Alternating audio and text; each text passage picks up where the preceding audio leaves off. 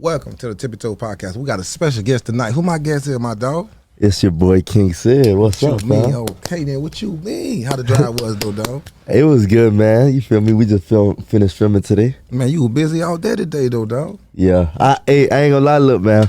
We were supposed to start this, 11? Mm-hmm. And then from 11, we pushed to 6. Because, we want to be here with no rush, bro. Okay, then. I appreciate that there, too. I just had to, clear the schedule out for you. Okay, then. Let us know what you was doing all day today, though. Let's start today. What you did? What's a typical day for my dog? Well, today I had to finish editing a video that I already recorded in Jacksonville. Mm-hmm. And then after that, I had already a video that was supposed to start at 2. But, the video delayed, so we filmed a little later. It was boxing on the beat, so slip and slide. I was gonna ask you about that. I see you've been doing a lot of boxing. You've been having a lot of crowds showing up too, though. Yeah. How that came about? Let us know. Break it. How that came about? You doing that, there? I mean, how do I explain this? I think the boxing came from first. I started with challenges, and like last 2 basically, and in the hood and stuff, people like to fight and stuff. One day I was just like, bro, what if I do a last? Jeff was there. I was like, Jeff, what if I do a video where last to get knocked out? So basically, I don't know. People love that video so much. It just came about from there. I continued it, and it's like every city, the crowd just keeps getting bigger and bigger. And how do you go about looking for boxers? They call you, or you start picking them out. How you go about finding them, recruiting them? So first, it starts with where we want to go. So we target what location we want to hit first, and then that's basically when we'll post a flyer for that. So basically, I feel like you already need an audience before you do this, because let's say if you just post a flyer out and nobody really knows you or really knows what you're about, nobody was really gonna want to show up. But basically, with me having my audience, I could post a flyer, and people that from there be like, oh man, let's say if you know a boxer, you'll be like, bro, King Sid's coming here, box on this thing. You feel me? Then. So that's just really how it goes about. And how you pick about size? Do you size them up, or it don't matter anybody versus anybody? All right. So the last to get knocked out this is exactly how we started off. So I have my friends, Jeff, I have Wonder, and Willie. Basically, I'll have people. It's a lot of people that DM. So you feel me? They'll pick some people, and then I'll pick a few people. And basically, the first matches we do size up by the sizes and stuff. But if you look at it, it's last 2. So basically, it's a bracket. Once you win, you continue. So it kind of breaks apart. It could be at the end. It could be a small person. It could be a big person. It could be it differences. And let us know, anybody got knocked out yet so far? What? I seen one that looked like you got hit. Yeah, I ain't gonna lie. Did you really get super hit? Was like a little glaze? I mean, I think since my adrenaline was running through, I didn't really feel it like that. But I feel like I felt like it was good for the video, so I didn't really look at it like, oh my God, it hurt. I looked at it like, damn, we just got this shit on video. Okay, then. So, and then did you fight yet on that thing? Have I? Yeah, I used to. Let me tell you. We know you used to. I'm talking about, but as far as you getting it big as what you doing now? Have I fought on there? On the last 2, no. But let's go back to the first question you asked, where how I started. I feel like I started boxing people first, and then that's really probably how I got the idea. What if other people just box in my videos? But usually, I think my first boxing video was me boxing strangers in public. So just going around and asking random people. Who want to box? Yeah, who want to box? Oh, man, how that was? How that came? Anybody was like, let's get it? Yeah, a lot of people. I ain't gonna lie, I got my shit. One time, I think there was one time where I put my hands down and somebody just hit my ass, and that's the first time I felt like what boxers really get to feel when they get stunned. I don't think nobody understands what happens when you get hit. I had a friend saying about that. Can you take a hit? He was saying. Yeah, but one thing about it is, once you let's say if you do get hit, you can't really control how your brain reacts to it, because it's your brain reacting to it. Ooh. Like I'm talking about, I got hit and my whole body just stunned. Like the whole entire side of my body got stunned. Where you got hit at? It was the side of my head right here. That was very 2 years ago though, and then I don't think I boxed after that though. I ain't gonna lie, not because I was scared, but I was just like, bruh, okay then. I can't control what be happening, so. So let's take it on back. That growing up though, dog, you feel me? Because they know about the stuff you do, but they want to get to know you too, because they nosy for real though. Yeah. Dog. Growing up, both parents, single parents, what? I got both parents. I feel like that's really where that's really how I get to that's how I get to get a better view of how relationships and how things are now, because both my parents always been together. So it's like I've learned what, like, I kind of know how real love feels. You feel me? Okay, then. So that's just. Do you feel like you see it's different, like having both parents and some of your friends that don't got both their parents? Or you ain't never really even looked at it like that? I never looked at it like that, but if you want to go to it, I think Jeff, like, let's say one of my closest friends, Jeff, he still has both parents as well. So it's just like, I'm not sure. I feel like the mom plays the biggest roles in it, and my friends have great moms. Like, let's say it doesn't feel like there's a missing dad in the relationship. So that's just how I look at it. Okay, then. And growing up, like, did you play any sports, like, you feel me? Or like, you just a class clown? Let us know, like, you in school. Nah, I don't think, I'm a little bit good at, I'm a little versatile with what I do. And I feel like back then I didn't understand why I never used to make the basketball team, but I wouldn't say I was a bad basketball player. I just felt like that's not what God had planned for me. And I used to train. I'm talking about I worked harder than anybody. Like, even people that played basketball, I was working harder than them every single day. And that's what I thought I wanted to do. I thought I was going to be in the NBA. But how you got into the basketball? I got into basketball, I think it was rec first. It was rec at first. So my mom put me in firefighters, Yeah, so I started playing firefighters. I played that for like 3 to 4 years, and then from there I never really made the high school basketball team, but I wouldn't say pretty good. I was just decent. Mm-hmm. And what in high school was what for you? Like, what made you say, man, did you get hurt, or you just ain't take it too serious, or was too? No, I took it real serious, and then it was one time I knew I was gonna make the team. Like, I know. What grade this was? This was 11th grade. Okay, like 9th grade, I could say I was nervous. You feel me? It was like at practice. Yeah, like tryouts. It's just like I didn't have that dog mentality. Like, now if you play me, I'm gonna bust your ass. But back then I didn't have this mentality where I was just like a dog. So that kind of really just limited my skills, because I think skills come from your brain first. Like, if you have a great mentality, it don't matter if you trash or not. If you have a great mentality, I think you could take on whatever you want. Okay, then. And what about when your sophomore? You ain't try out for that one? Sophomore year, I still didn't develop that dog mentality. I'm still, still feel like it took me a minute to grow into who I became. And then 11th grade year is just like, I ain't gonna lie, you can even. Like, if we had some clips, I was balling during trials. We ran the miles and stuff, and I was killing everybody. I was doing what I had to do, and I was like, oh yeah, I'm gonna be on this team, bro. And then I wasn't on the team again, and I was just like, fuck, man, this shit might not be for me. And what school this was, though? This was Coconut Creek High School. And was there any hate, or just like I feel like it was favoritism throughout there, because I was definitely better than the players. But now that I look back at it, it's just like, I'm happy that I did train that hard. I feel like that didn't go to waste, because let's say now as an influencer, and let's say kids want to come and play basketball with me, or if I go to a celebrity game, it's like you could kill their ass. Yeah, you could see I could. It's a little nice. Like, it's kind of cool if I'm playing on my story or on Instagram, and people be like, oh, that nigga could shoot, like, So I feel like all that was part of the journey to become who I am now, because now I feel like I'm more versatile, where I can even create content and still do sports. Fast. So at that time, since sports ain't work, what you was doing at that time to get occupied at 11th grade going to senior? You ain't play no ball for the school. I didn't play no ball. I think I was just floating around. Like, I didn't know I wanted to do YouTube yet or anything like that. I think I was just chilling. So what you was doing to get the back? Cause we nosy now. How you got some money at that time? Cause nigga had to stay fresh now.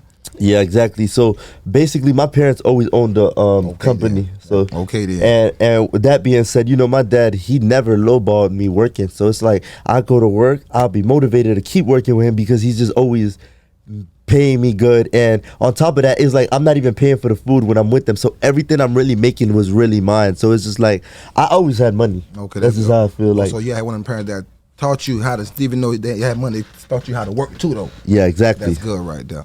You feel me? So what's your position at that time for the company? So they own a cleaning business. So basically, let's say when I wanted something, like, I'm very an organized person when I want things to be organized. So I was really just like the quick hands, helping them, like, just getting the stuff done that they needed. So you feel me? It's two of them. One thing about my parents and I think Caribbean people is like they like to do shit themselves. It's not like American people where they want to go ahead and franchise 30 employees. So it's just like we just learn to work as a family, and it's like I feel like that's the best chemistry. So. Oh, and saying that, what is your people though? Where they from? They from Dominican Republic. Okay. And what about you? Were you born here? I was born here, yeah. Mm-hmm. And was that like different? Like, do you speak Spanish? Yeah, I speak Spanish. Okay, that's how I communicate with them. Okay, then you drop a little something. Mira, si tú quieres que yo te hable así para... Okay, I know about that. Tú quieres now. Okay then. So what? How you got into like growing up? Then when did the YouTube start? Well, were you still? Did you ever dab into the streets, or you stay focused out here? Cause you know some people, even though they work and getting their money, but sometimes friends could just lead us the wrong way. Did you ever got caught slipping where you caught yourself doing something you ain't supposed to be doing? Or you kept focused? I mean, let me tell you how I started YouTube. So basically, it was after high school. I ain't really like school, but I had two friends, Nate and GIO, and basically they already did YouTube. They was up a year ahead of me. You feel me? They already, they was the only people doing YouTube. So I don't know. I think I liked it. I always liked being on the camera. You feel? I've always been a confident person on how I looked, and the ladies always, it was never a problem to get the ladies and stuff. So I feel like that built a lot of confidence with me. So when they was doing that, I was just like, bruh, I like the camera, bro. I'm always recording on Snapchat. I could post back then. I was like, everybody on my Snapchat would swipe up, and Snapchat was the biggest thing back in high school.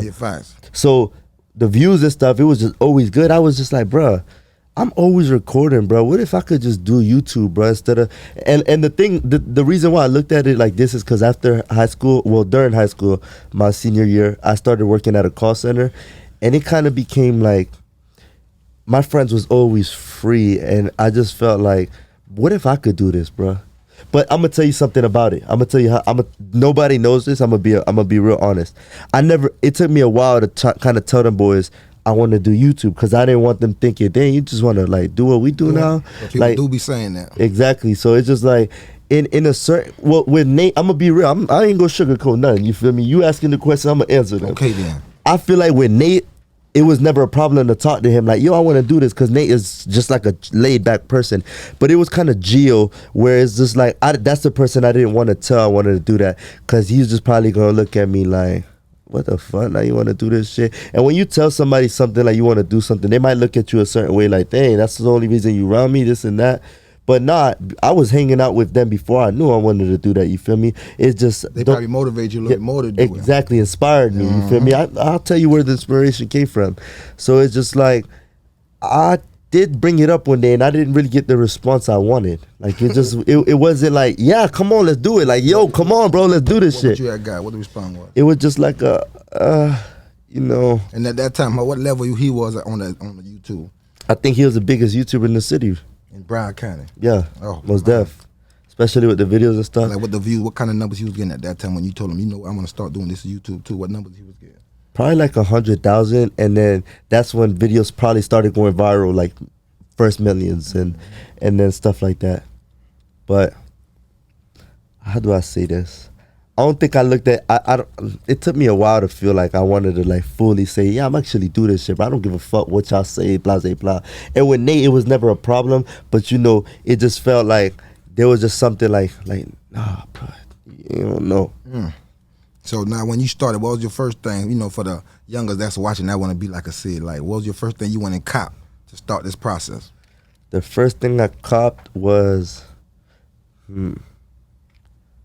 okay, so basically I started off the phone. Like I didn't know how to do anything. This is how they was doing it. It was based off the phone back then, and I didn't cop nothing. I actually used pocket money to start the video, to fund the first video. And one thing about me is I've always been creative in anything I was doing. So basically, the first video I funded was asking random people questions, and if they answer it correctly, they'll get some money. So it would just be like 20s, and it was like trick questions basically. So it started like that, and I'm gonna tell you something. Remember, going back to how I'm telling you right now. This is really, now that I look at it from this point of view, where I'm at right now, I could see that Nate never had a problem with me doing it, because that same night I finished that video, I could tell you we came home and Nate stayed with me that night. Gio left. Gio left, but Nate helped me edit my first video. And that whole night he just stayed and helped me edit the whole video. Next day that video was done, I uploaded it. I'm talking about first video, 27,000 views. On your first YouTube page? First YouTube page. And that first video? First video, I'm just like... How the hell? God, that's a lot of views, first video. Yeah, man. I'm just like, what the fuck? And a lot of people was supporting and sharing it. And just like, I just felt like from there, that's me. You had Instagram at that time? Yeah, I had an Instagram. How much followers you had at that time? 4,000. Not even, I had 2,000. 2,000. Man, you ain't had no followers. Yeah, no followers. So what was going through your mind? You got all them views in one day. What's the next video? Okay then. And then the next video, it kind of the next video was actually pranking restaurants and stuff. So it was just like videos that never been put out. And I'm just like, bro, I'm actually like, I can process this shit, you feel me? But I'm gonna tell you something that nobody know. And if I'm lying, I'll fall down right now. I'll fall through these things right now. I was given ideas before I even started.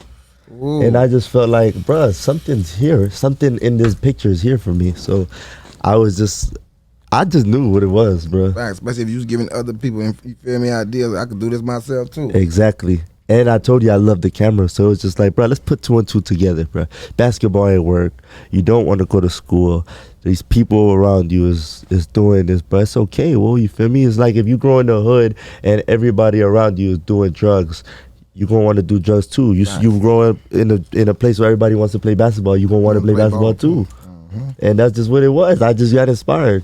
Let's talk about, we knows it. Let's talk about that first check though, dog. That YouTube check. That first check. How it felt, dog? It felt good. Let me see. How do I say? I think, okay, this is the biggest thing for a person. This is the biggest thing as for a creator. It's not even about the check. Okay. It's the notification. You just got monetized. Like you just passed a certain watch hours, and you're now you can start getting paid. So from there, it's just like, what am I gonna do now? How hard am I gonna work now to make how much money I can make? You feel me? Because there's no limit to how much money you can make. Right. So it's just like people really. I feel like, before people get monetized, they're just throwing out videos to see where they can land. But with me, it's just like I reached the goals you needed, and I think it's 1,000 hours. Yeah, I was gonna ask too. Like, I was gonna be nosy. How quick did you reach that goal? I think within a month. Damn.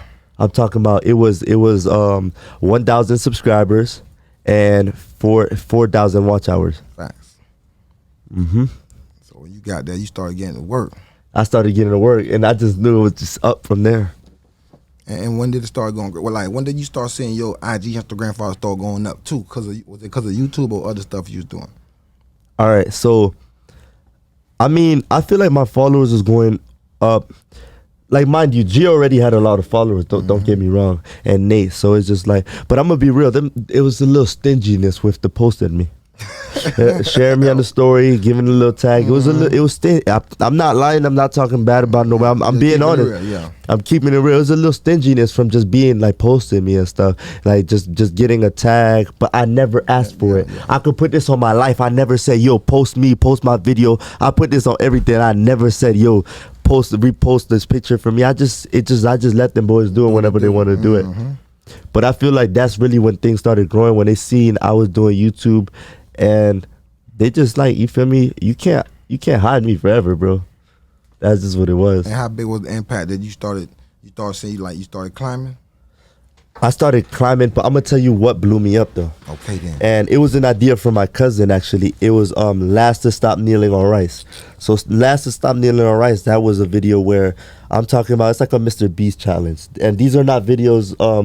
One thing about me is I've always tried to be different. I never looked at Gio like, oh, I'm gonna copy these videos, or I want to do this what you're doing, or oh, I want to just like, no, I try to be different, especially if I'm gonna be around them. I try to make different content. So I started looking up content I liked, and I like challenges, bro. Like one of the main things on my that's where boxing came from. Last to get knocked out. So listen, we had Last to Stop Kneeling on Rice, and basically it's a challenge where people compete, and during there's certain eliminations that happens into the last person's remaining, then they win a cash prize. So that video right there, I could tell you, it just started taking off, and some pages was hitting me up, can we repost this on our page? and it's 7 million. And that's another thing too. Like, if we ain't gonna go too far in, but we just gonna skip a little bit. Like, you know how to recreate yourself. Yeah, versus other people, YouTubers. I ain't trying to, nobody, but they do the same thing to the point it just get boring. Exactly. I felt like that's what God. Remember when I tell you, be a versatile. It's just like I felt like I've tried a lot of things back then, like So it's just like with the sports, I knew how to play a little bit of basketball. I knew how to play a little bit of football. So it's just like I just knew how my mind is just like I put stuff. I just try to do everything on my channel, bro. Like, if you go on my channel, bro, I think you could find something of everything.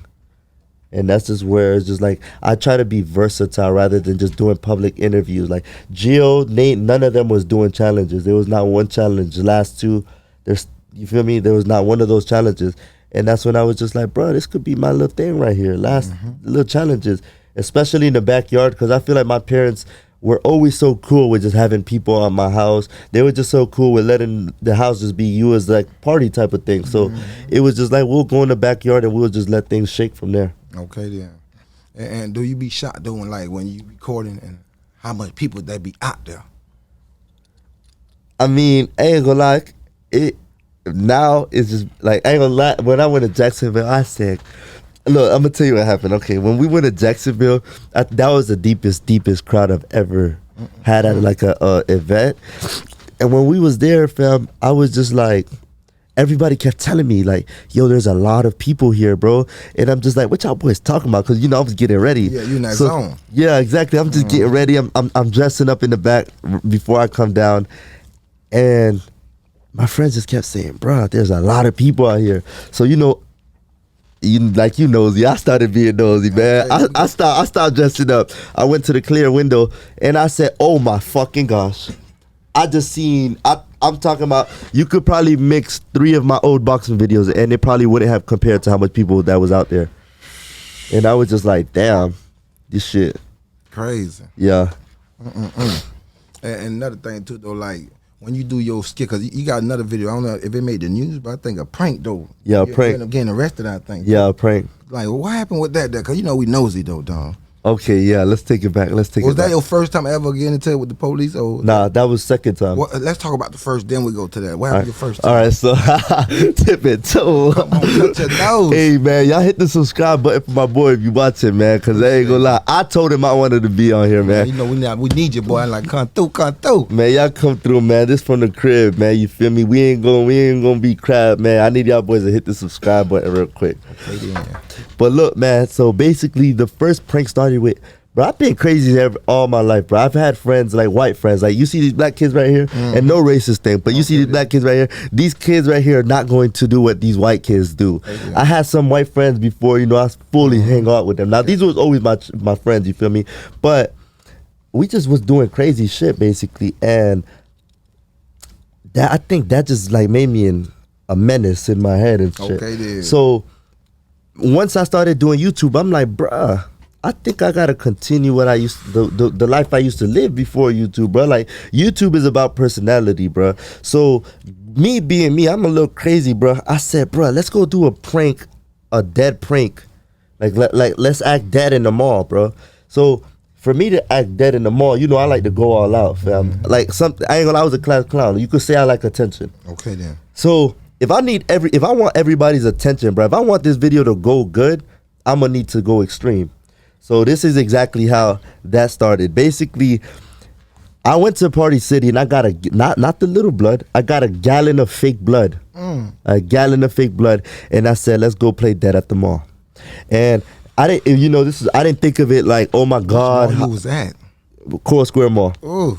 Yeah, that's where I got, that's where I got arrested the second time. So these stories are going to play a little thing. Okay. So that's when I was just like, bruh, let's go all out. We bought a whole gallon of blood, and I had laid on the floor, and I ripped a hole in through my shirt, and I just had one of my friends just pour blood all over me and all over the floor. And then I started yelling like, I need help. That's when, I sold it. That's when I'm talking about everybody just started coming to me and trying to help me, putting their hands trying to find a hole and stuff. And it was a real thing.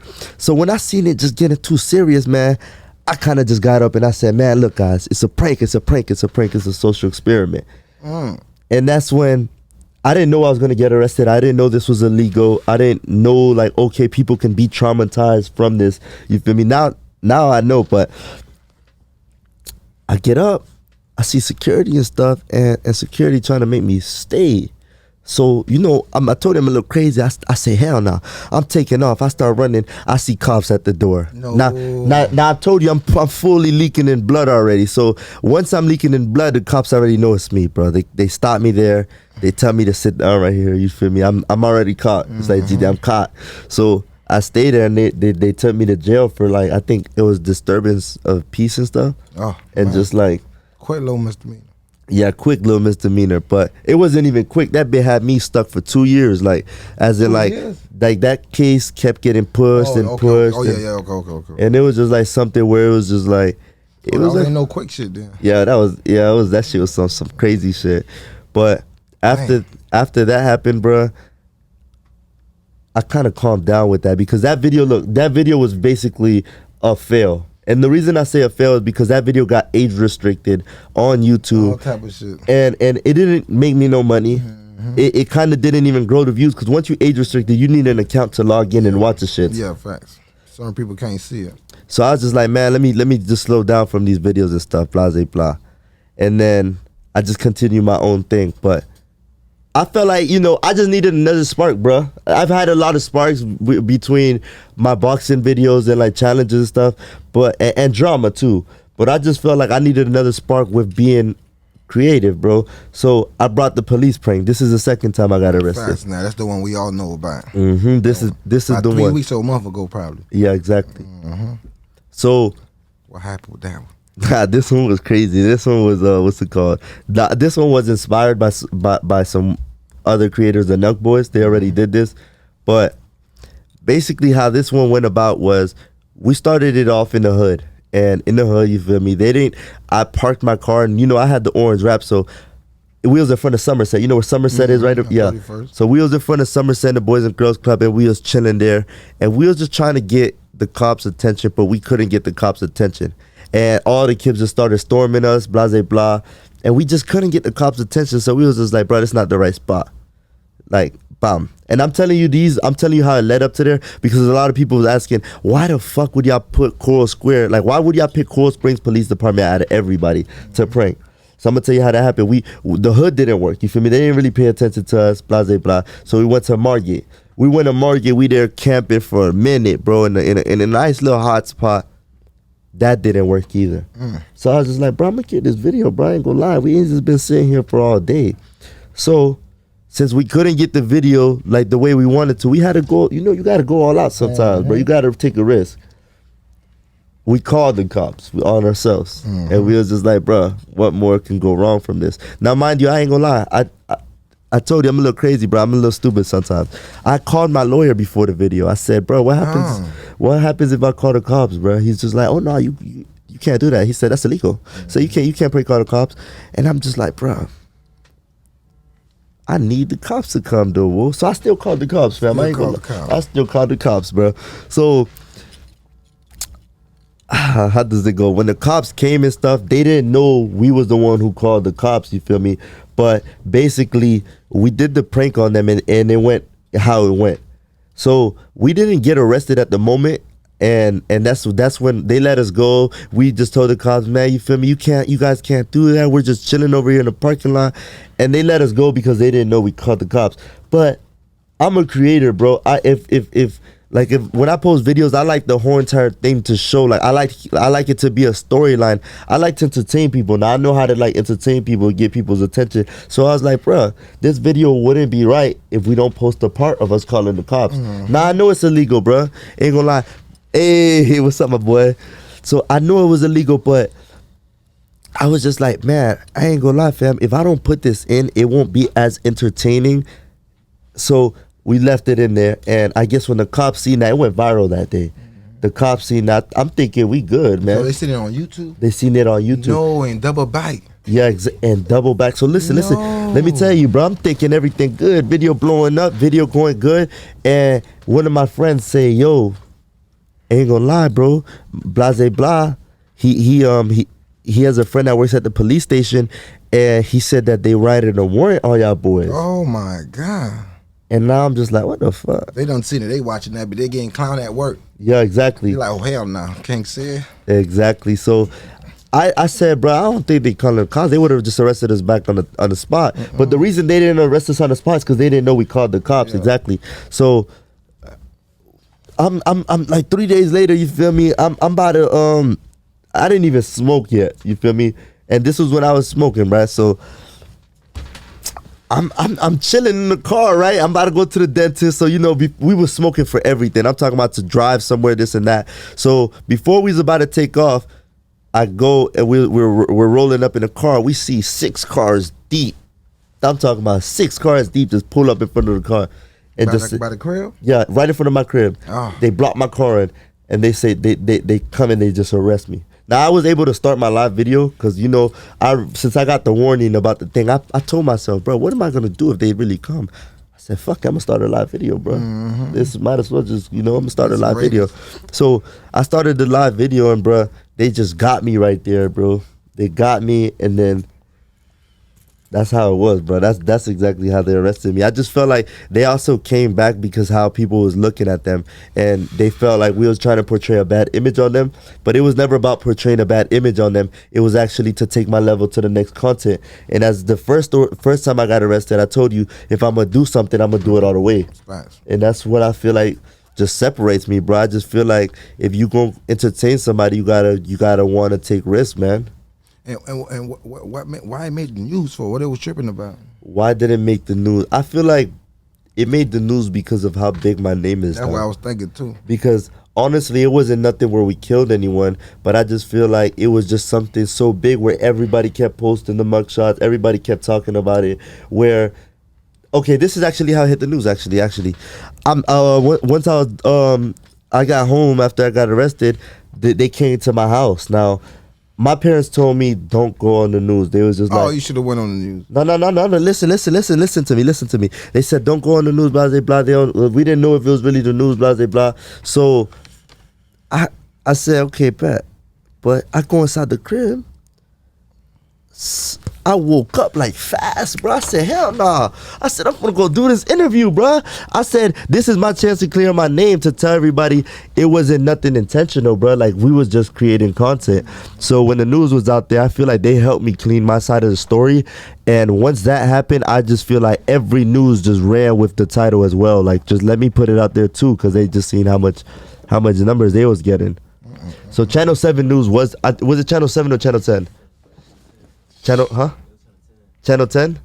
Yeah, so Channel 10 was the first one to run with it. And the guy, he was a Haitian black guy. So you feel me? I feel like he came with intentions to actually help me, not like another person who would have probably made me look bad. So he just kind of helped me clear the story up on TV. It made the hood news too. Bro? What? No fly there was like, bro, you know Sid? I'm like, no. Like, man, you should go talk about that.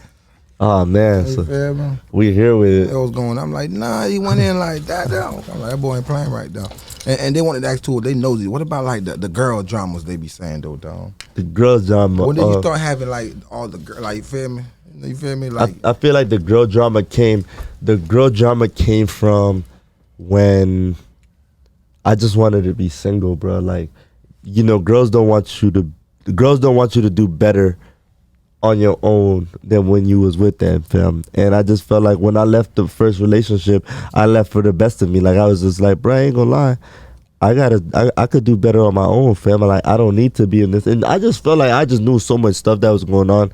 So I was just like, bro, this is not for me, bro. So I go ahead and posted I'm single, and I just felt like from there, that's where the drama started, because I knew this girl was cheating on me, you feel me? Mm-hmm. So when she was cheating on me, I told everybody she was cheating on me. Now, you know, if you cheat, if you on YouTube and you on a YouTube relationship that gets millions of views, all the kids love you, and you cheat on somebody, you know that's like ending your career. That's like hanging yourself, fam. One thing about me, I'm a loyal person, fam. I ain't cheat on this girl, no nothing, and fam. Which girl this is we talking about? What was the first relationship that was? They know. They know? They know. Because, you know, we don't know. We nosy too. Hey, man, look, just look right here, man. Just look right here, man. Okay, then. Just look right here, man. So how long did that relationship last? I feel like a year or two. I don't know. Probably. I don't even know if that was. I don't remember too much about the timing. But look, let me tell you how the drama started, bro. This is how this one right here. This one right here was like crazy. So basically, bro, I told you when I know like this girl was cheating and stuff, I was like, fuck, I'm not cheating on you, so fuck you. So I told everybody, blah, blah, blah, I'm single. And all of a sudden, fam, the dad come over here like a lawyer, bruh, trying to make it seem like the girl was innocent, like the girl ain't do nothing, and blah, blah, blah. He going saying, I'm choking the girl, I'm abusing the girl. No. Yeah, that's what I said. I said no, too. Whoa, I'm talking about the man he didn't even know what he was saying. He didn't even have no storyline, really. He just, and now kids gonna think if a parent saying something, if a girl saying something, it's for real. So we can't have no king said on that. Hell no. So I just feel like that right there was just like, it took a big toll on me, bro. I lost a lot of girlfriends. Bro, I ain't gonna lie, they hung me, bro. Talking about like being in a relationship or the rumors? The rumors. Like I just felt like that's where all the drama started. They did spread the rumors. Mm-hmm. They end up spreading the rumors like yeah. No. Like saying I abused a girl. People started unfollowing me. It was basically the story to clean up how she was cheating on me. Now mind you, I seen the girl car, you know me, if I want to know something, I'm gonna go figure it out. So I pulled up to where I needed to pull up, and I seen it. So I already knew. I even showed evidence, blah, blah, blah, to the people that this girl was cheating, blah, blah, blah. And they still didn't take my side, fam. They gonna take the girl side before the nigga side. So I just feel like, with that being said, I just said, fuck that. Well, I moved on, with another relationship. And no girl no matter what you did, what they said about you, no girl want to see you with another girl after, fam. And it's just like the more I kept moving on and the more I kept trying to like dig myself from that little, they dug me in the grave. Damn. Like I'm talking about, they killed me. The people know, they saying, is it the name Diamond? Yeah, I told y'all. Yeah, they know so. They know so. Yeah, they know so. Yeah. Oh man. Yeah. So how did you do? What did you do to bounce back from that shake though, dog? You say you lost followers and all off that thing. I just continue, bro. I feel like God made me like a seed, bro. Like I'm just supposed to continue like growing and growing and growing no matter what. And I just felt like, bro, God sees everything, bro. Facts. And one thing about me is just I always had faith in myself, bro. Like I was just like, bro, you just gotta continue moving. If I stay here, I'm gonna stay in the grave. But I could undig myself. So it came with new beginnings. I got a new girlfriend, and she's right here right now. You feel me? But when a girl look good, you feel me? It's gonna itch a girl. You feel me? So I just feel like that's where even more drama came on. Now we got Shade Room. We got everybody posting. Oh, this girlfriend. Blah blah blah. So they want to know too. So when you holler at a chick, do you gotta post who you talk to, or can she be ducked off? I'm gonna tell you something. I like to post my girl because I'm just like I told you how my parents, like, their relationship is like they're always together. I know where real love is. So it's just like my parents been together for 40 years. I came from a home where it's just like, bruh, if you gonna have a girlfriend, you show her off. That's your girlfriend. You feel me? So it's like I don't feel like I need to hide no girl. So it's just like I like to post my. Oh no, I just like to post my girl. I feel like you look better with a girl sometimes, bro. Mm-hmm. So it's just like, that's really what it was about. So it's the second relationship you've been in since? Yeah. Since the first? I've only been in 2 relationships. I had a little this and that, but it takes me for really to like a girl to really date her, so. And they want to know, like, what do you like in a female? What do I like in a female? Mm-hmm. Ain't gonna lie, see, I'm sick, but I like how a girl looks first, like, personality matters, but you gotta look good to me first, fam. And I ain't gonna lie, like, I'm not gonna be able to feel good about you if you don't look good. Like, not in a disrespectful way, but it's just like, I like to be clingy with a girl. You feel me? I like to kiss a girl. I like to hug a girl. I like to take pictures with a girl. I like to go out with a girl. So it's just like, if you don't look good, fam, I can't rock my boat how I want to rock my boat. So fast looks of motherfuckers important. Yeah, so I feel like looks was the most important thing to me, and that's why things get like toxic and stuff, because the prettiest girls be the most toxic girls. And explain what you mean by toxic girl. Like what you get when you get with a pretty girl. I be throwing bows at there, but what was let me know. Yeah, you be throwing bows at there. Okay. Let me know, so now, one thing about pretty girls is,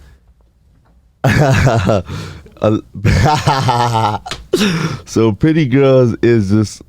How do I say this? Like toxic. Like what's the? A lot of girls want to. Wait, hold on. Re-ask your question real quick. You said they real toxic. You know, the more gooder they look, the more toxic they is. Yeah. So basically, look. Let's say, how do I say this one? This one right here is just like okay. Girls like to compete. Okay then. Okay, especially if a girl's pretty. You feel me? She's not gonna. You feel me? She's not gonna let no girl get up one on her. So I just feel like that's where toxic comes from. It's just gonna be like you trying to be the baddest bitch, bro. And if a nigga think another girl look good, this and that, it's just gonna be an argument between it, because that bitch already bad. So it's just like, bitch, I look better than this girl, blah blah blah. So I just feel like that's where toxic comes from, bro. It's just competition, bro. It's like girls don't really want to feel like they're in competition with nobody. Okay then, and they want to know, because they know, like, what's the most you ever spent on the female? Shit. Yeah, I ain't gonna lie, I mean, we know it just adds up, bro. It adds up throughout the month. Like I'm a generous person. I'm not the type of person to pocket any money, and that's with everybody around me, my friends, anybody. Like I don't mind, but with my girlfriend, I just feel like I don't have no like thing. I never spent like 10,000 at once. You feel me? Mm-hmm. But you feel me? Adding up within a month, 10,000 for sure. You feel me? Okay, plus man. More, it just varies. You feel me? Down. But it just adds up, because I'm very generous when it comes to that. Like if I'm getting money, like I like to spoil people around me too, because I'm with the people around me every single day. So it's just like, if you with me every single day, bro, it's just like, I'm not gonna be the only person looking good or buying stuff for myself, or if I go eat, I'm not gonna be so I just feel like everything adds up, but I don't really know, because I don't count it, bro. I do that shit genuinely. Like, I just feel like when I know you deserve some, or when I feel like you could get some too, I just give it to you, bro. I don't put that bitch I don't write that bitch down. And they want to know too, my dog, like Valentine, like when you go out for, like, let's say you go out for a female, do you want to give back, or are you okay with just the pussy? on V-Day. Ain't gonna lie, if y'all seen the little V-Day, I did go all out, you feel me? I ain't gonna lie, so I ain't gonna... what you did, let us know for the people that didn't see how the V-Day was. So for the V-Day, I ain't gonna lie, I went shopping with my dog Jay one day. I said, Jay one day, ain't gonna lie, let's go to a good store. I'm gonna tell you how long it took me to shop. It took me 6 minutes to find what I wanted. Oh, quick with it. And you know where I hit? You got, if you want to spoil a girl, if you want a girl to feel good, go to Saks. Go to Saks. You feel me? Don't go to Saks if you're not ready to spend that shit, because you that shit gonna hurt your pocket. You feel me? So I went to Saks and I was just like, I like this shit. This is pretty. I know my girl, she gonna look cute in these. Okay. Then. I just bought my little 2 gifts, and then after you buy the gifts, it's not really about the gifts. It's really how you gonna create that room, that scenery. That's what the girls really like right there. They want to walk into some shit. They want to be able to post, because every girl posting, fam. And what I told you about pretty girls, that's why they toxic, because they put themselves in competition they don't gotta be in. Now all these girls getting spoiled by their boyfriend, now they gonna look at you like, nigga, why the fuck you ain't spoil me too, nigga? Right. So it's just like, now me being me, up for the try to do what I gotta do to spoil you and shit. So I went all out, and I'm gonna tell you something right now, you feel me? If a girl act up with me, one thing about me is I'm gonna put her in check. Ooh. So so last year, Valentine's Day, I ordered a whole bunch of shit for Valentine's Day, but you feel me? Bree was acting up, you feel me? So Bree got left home, and I went on the trip by myself. Oh. Yes, I went on the trip by myself. So blase blah, all the shit I had bought stayed at the crib. Now, I told you we Dominican, we gonna save that shit. That shit did not go in the garbage, but that shit stayed at my crib. Now mind you, bro, fast forward 1 year later, I had all that shit I used, bro. I had double inventory now. Okay. So now that room look like, God damn, bitch, you love me, nigga. So it's just really, I guess, everything happens for a reason. I guess, like, I don't really, It go down. Yeah, it went down. Did you ever heard any female buying their own self gift? Yeah. You know about that, though. Yeah, if you feel me, I feel like, yeah, girls like to go do what they do. But let me tell you, let's get back into the little room thing. You feel me? If that room don't look nice, that pussy not gonna be nice that night. Oh, I'm gonna tell you that right now. that pussy might be dry. That pussy might be dry. Not even spit gonna work on that pussy. That bitch ain't gonna get wet for Nathan. Nothing. Well, you ain't do it right. You ain't get the room right. You can't get the pussy wet. Let them know how serious the room gotta be now. I ain't gonna lie, you gotta go all out. See, they going all this out. This is what, like, think about it. Every girl's posting, bro. Like, it gotta be balloons. It gotta be rose petals, and it can't be no fucking $100 hotel. It gotta have mirrors somewhere. They gotta have a tub. Bitch, that bitch gotta look like probably a mansion, a part of a mansion. SLS. And they want to ask you, would you buy a girl a Birkin? Shit, if I got, I don't know. I mean, shit. How much a Birkin is? I don't know. I heard them things out there about 20, ain't it? 20? 40?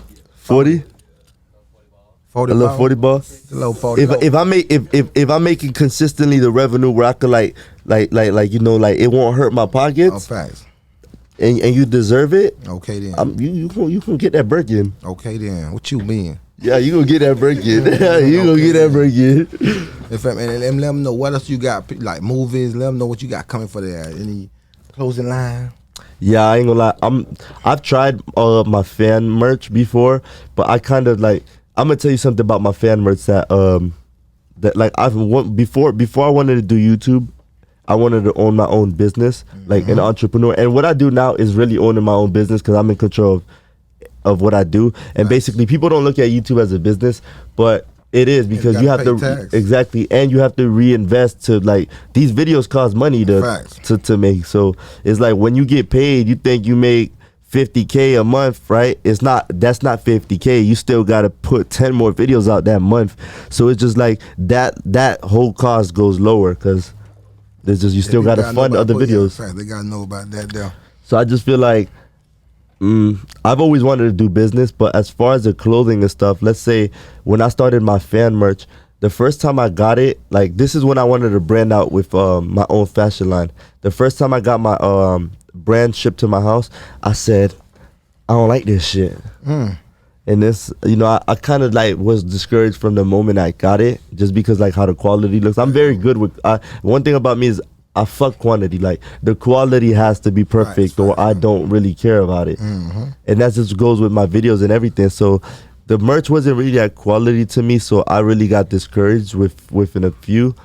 But I want to do business, bro. Like, that's something like, that's just something I want to continue with YouTube, like build on, like just probably having my own facility where people could come in and actually, like, creators, bro. Because one thing about me is I know YouTube's meant for me. Like, I've tried so many things where it's just like, I don't know, bro. Like, if you think about it, fam, like when I started, bro, and how much people want to compete with me, God didn't put me where I'm at right now for no reason, bro. So it's just like, I just feel like there's a bigger picture behind it, bro. I want my own facility. I want to continue growing. I want to make inside studio videos now where it's just like, there's a special creator, Mr. Beast, like crazy videos. Like, I'm talking about videos that people you never seen before.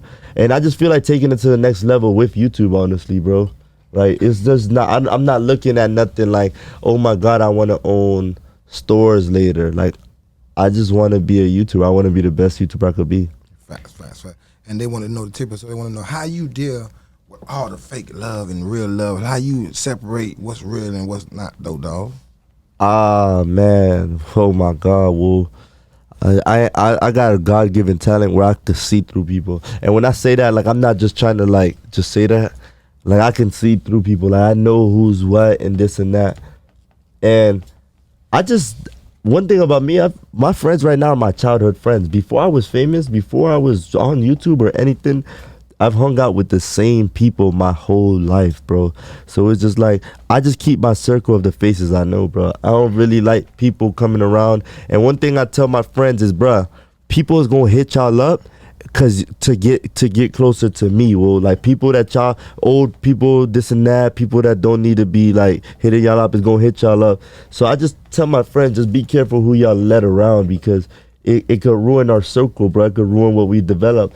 But I feel like my friends don't have an issue with that, because we're, like I told you, we was born in the same neighborhood. Like we could walk to each other's houses and stuff. Okay, yeah. And that's just really how we came about it, bro. That's really how we know where we stand at. And the people want to know what really happened last night. Oh, what really happened last night with this right here? Yeah. I gotta show y'all this shit. So this picture right here, hold on, let me look at it and analyze this. Nah, we ain't have no threesome. That's what y'all. That's what you know how they is. They some freaks. Nah, if that's what, look. So basically, we was in Atlanta, and when we was in Atlanta, I had one of my homeboys over there. He came to my crib, and when he came to my crib, he pulled a little prank on me where he had Diamond as his screensaver. Now, mind you, Diamond that's CNN to me, so I don't have no feelings for her where I'm gonna feel hurt if you try to prank me with her. So I was just like, bro, you wanna go see her, fam? I was like, she's in Atlanta right now, fam. I can put you on, bro.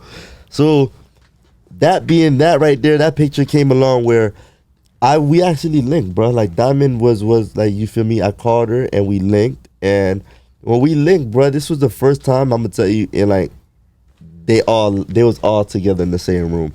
And she was just like, I don't know, it was just like not what we expected, but she was a little, out of there.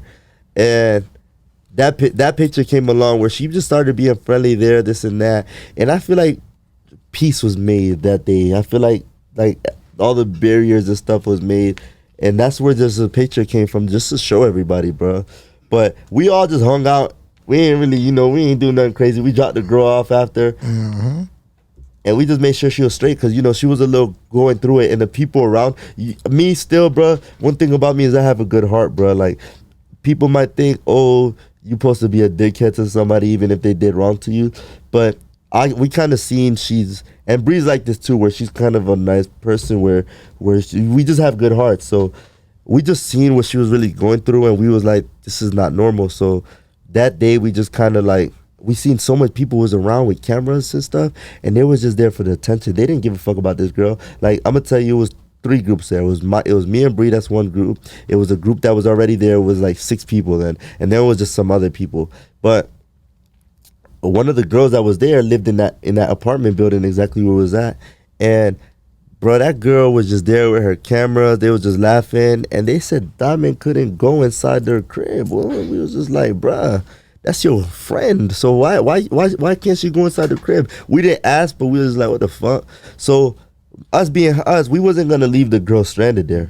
We wasn't gonna like just leave her for dead. So we took her home, bro. And when we took her home, bro, I ain't gonna lie, she actually like, she dissed us. She said, oh, they left me in the fucking middle of the road. They left me in the fucking middle of the road. No, there's some fucking flaw, blah, blah, blah. And we was like, what the fuck? We just drove 40 minutes. Instead of leaving your ass over here, we drove 40 minutes to your aunt's house. And just because you don't want to stay in your aunt's house, you walk out your aunt's house once we drop you off and make it seem like we left you at the gas station. And I was just like, fuck, man, that's, Is it tough to, like when something happen, like somebody gonna grab their phone and recording and got everybody know what Sid just did? It's not tough. In the good or in the bad, it don't matter if it's good or bad. You just gotta let them know with like that situation. With that situation, I felt, I was having fun that night, to be real with you. If I want to keep it real with you, like it was like a movie, bro. Like it was just like a movie. It was like something you never imagined, especially with the history behind everything. It was just like, whoa, I ain't gonna lie, bro, this is crazy, bro. So when everybody was pulling out their phones, I didn't mind. I probably enjoyed it. You want to be real? Okay, then. I'll keep it real. I'm keeping it a buck with y'all ass. It probably was like, damn, this shit lit. Okay, then. And who you done met that you shot that know who you was, though? Who have I met? And they like, oh, man, what's that, dog? You like, oh, shit. Boy, watch my shit. Ain't gonna lie, I'm gonna be real with you. I want to be a real nigga. Where we at right now? What city? Lauderdale. What county? Broward County. Broward County. Okay, I just want everybody to know this. Now, who's the biggest rapper here? Yike. Yeah, okay, so listen, bro. This is the only guy that has not reached out to me, never posted none, never tapped in, never said like, oh shit, you doing your little shit, right? But everybody else, bro, from like Spotty got him, from Hot Boy, from Ace, from all these rappers from Florida, they've tapped in before, bro. The Jack Boy, they've all tapped in. Rico Cartel, they've all really showed love. So it's really like, I don't look at it like who showed love. It's just I kind of look at it like, damn, whoa, what's up? Whoa, like that's where I look at it from in this situation. And nobody's obligated to show you love, but it's just like everybody in Florida already tapped in. It's just like, yeah, what's the issue? So it's just like, I don't know. I don't really feel like I get stunned by too much people because my idols that I really look at. Hold on. We got some more people. We got Wiz who tapped in. We got a lot of people. Listen. I'm gonna tell you one of the moments that actually got me. That, like, to answer your question, this is when I felt like, damn, this is crazy. When I had Hot Boy, Rico Cartel, Wiz. I had I think you had him on the show. Yeah, I had him on a Smash and Pass. Yeah, I did. I seen that one. That's the day I was like, what the fuck? It was going down. Yeah, that's as far. I'm just saying as far as rappers. So let's know how that came about too. That episode right there. That came about. Shit, I thank God, man. Yeah, God did that one right there. But I don't know. I think I was just asking people if they wanted to be in the video, and they say yeah. And then like, well, y'all met up with with Hot Boy and Rico and them. That was just y'all just seeing each other. Yeah, no, they came. They came to the boat. Like I think I invited them. And they came. Or I don't know exactly how it happened, bro. To be real with you, I don't know, bro. It was like that was a lit one right there. Yeah, but let's go back to let's go rewind a little bit more back. I feel like something that did stun me was Funny Mike, and Funny Mike, and this is the reason why. This is one of the biggest YouTubers, 7 million. He has like, this man's more lit than rappers I just named and stuff like that. And no offense to nobody, but when I was doing the Smasher Pass YouTubers edition. It was in Houston. Now, if we're gonna do a video in Houston, like, we're gonna get people from Houston. So everybody there was a creator and stuff. So you feel me? But my friend told me, yo, you should try hitting up Funny Mike to be in this video, bro. Okay then. And I was just like, nah, bro. I ain't finna hit him up. Well, I'm not finna hit him up because he got his own thing going, bro. Like, I'm not the type of, remember, I don't ask people, like, I don't know how to really explain it. I don't really like to go and, like, seem like I need nobody. Yeah, so I didn't ask him, and then we was on the plane when he said that. I put this on Everything I Love. I get off that plane, boy. I look at my DMs. I get a DM from Funny Mike. He said, where you gonna be at, gang? He probably didn't say it like that, but he DM'd me. And I'm just like, what the fuck? We were just talking about that, boy. We were just talking about that boy. And then he ended up being in the video. So I think that was one of my most stunned moments. Like, this nigga just, like, we didn't even try to get him in the video. He just, like, opened up. So that's just what I feel. That was crazy. That was just like an amazing moment. Because that video right there is my most viewed video right now. How much views to right now? 7.2, I think. And he shared the video on his community. So I'm just like, God damn, bro, who made this man? Well, you got 7 million. Well, listen, mind you, I told you, when I first started GIO and all of them, they were stingy to post my stuff, repost my videos and all of this, bro. And now that I look at it now, like, just from how much good these creators, like these older creators done to me, I get to see how bad that friendship was. Like, you didn't really want to see me win because you got a nigga with 7 million, bro. I didn't ask this man to be in my video. I didn't ask this man to share this on your community. Now, one of the biggest thing you can do with somebody when you do a collab on YouTube is share that video on that community, because that means all your subscribers will see that. And I was just like, bro, I didn't ask this man. Well, he genuinely did this from his heart. And from then, bro, that's the most probably stunned moment. That one right there. Like, when that happened, did it feel like, damn, it's more of a channel? What my next video gonna be? Yeah, I was like, how the fuck I'm gonna top this? That's what I'm saying. Like, what the hell going? How the fuck I'm gonna top this? How the fuck I'm gonna top this? People think it's like, you feel, oh yeah, I'm lit. No, it's what's next now? Yeah, exactly. They don't know that. They don't know that part. That they don't understand. This is what you guys don't understand, and I feel like this is where things become stressful. Is you could do so good on a video today, but if you don't continue making videos, you will be forgotten about. It don't matter. It don't matter if you hit fucking 20 videos that hit 1 million straight. If you stop, you everything stops for you, bro. People don't know that. It don't matter legacy dies, and it don't matter how much, bro. And I'ma name names, bro, cause I wanna talk, bro. We on here, Yeah, people we want to be vibing. nosy, bro. We vibing, bro. Roll up fast. So listen, bro. You look at Rice Gum, bro. Look at all these older creators and all these people that have like 10 mil plus. Fam, they can't get the views they used to get no more. They stop, whoa. And this is what I'm telling you. It kind of never ends, bro. It's just how big you want to be. And I just feel like that's why YouTube is just what you make it, bro. This is why I said I want to continue being bigger than what I am. Yeah. And somebody I look at as inspiration is Mr. Beast and FaZe Rug when it comes to that. Because, bro, they're over 20 mil, and Mr. Beast is at 80 million. And it's just like, if you look at them, bro, if they would have stopped when they got their fucking 10 million views, this and that, they would not have been where they're at. And it's their legacy that they continue to build on and on and on and on. Now I was just hearing about them boys because somebody was talking about how I guess the rappers to look at, people used to look at like the YouTubers and bloggers like they lame or whatever. Mm-hmm. Until they notice, like, damn, some of these niggas making way more money than the rappers. I mean, I'm gonna tell you something about us YouTubers. Well, I'm gonna tell you something about me. Yeah, okay. I'm gonna talk about myself. I'm not gonna talk about anybody else because I feel like, bruh, you just gotta be yourself. Some niggas are lame because they try to be like, you try to play a different role, bruh. And I feel like if you're gonna be a creator, bruh, it's about personality, fam. And your personality is gonna be what makes you get to the top, bro. So I told you I used to have this fun lifestyle, crazy lifestyle, and I just feel like how do I say this, bro? Hold on. You just rolled up, you just caught me off guard just now. Re-ask your question one more time. You got me rolling up. I'm sauced up right now. Oh man, I got one crunk one though.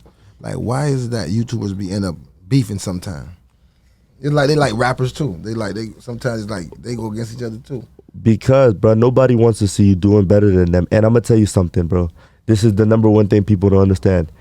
Somebody that has 1 million subscribers could get more views than somebody who has 5 million. And that's so fucking, like, that right there hurts pride. That right there is just like, bro, people don't want to see you doing better than them, especially if you're already on top of them. And I just feel like that's where I don't beef with anybody anymore because I'm not in competition with anybody, bro. I don't try to compete with anybody because your legacy is what you make it, I told you. So it's just like, bro, what you do doesn't affect me. Well, you could get $100,000 on YouTube. I'm going to tell you what YouTube works off. It's Google ads. Well, you could get 100,000, I could get 100,000. So why are we competing? Well, we're not sharing the same money. So it's just like, fam, at the end of the day, bro, people make it a competition when you're doing better than them. Then they start saying, oh, these videos are trash, oh, this is that.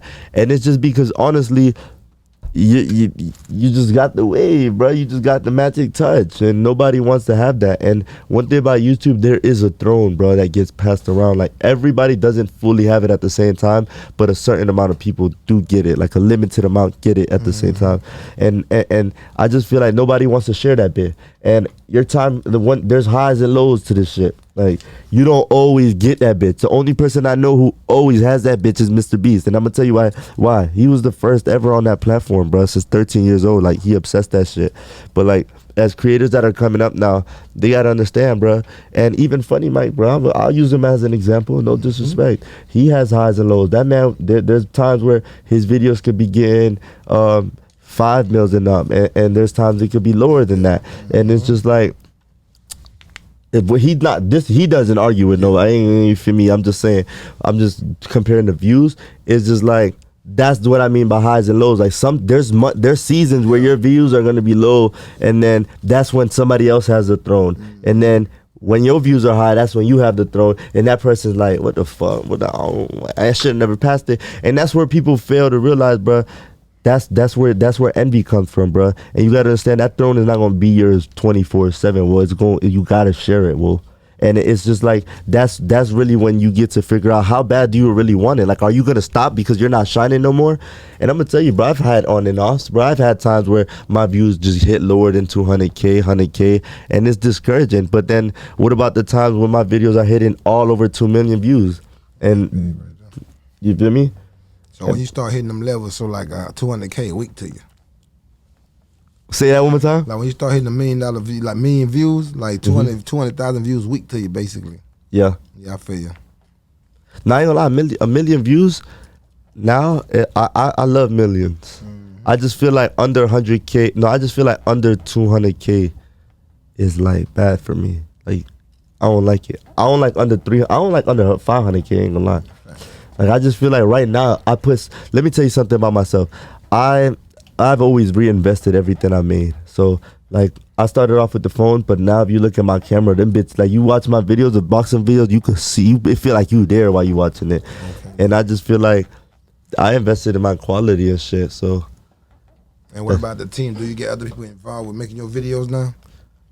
Nah, I still edit my own videos to this No, day. I'm talking about what about out there when you shooting? How many cameras you be having on the shoot? I have 2, and my friends do that. We work as a team together. We don't have it's not like we have no professional people. Like we don't have no professional editors. We don't have no manager.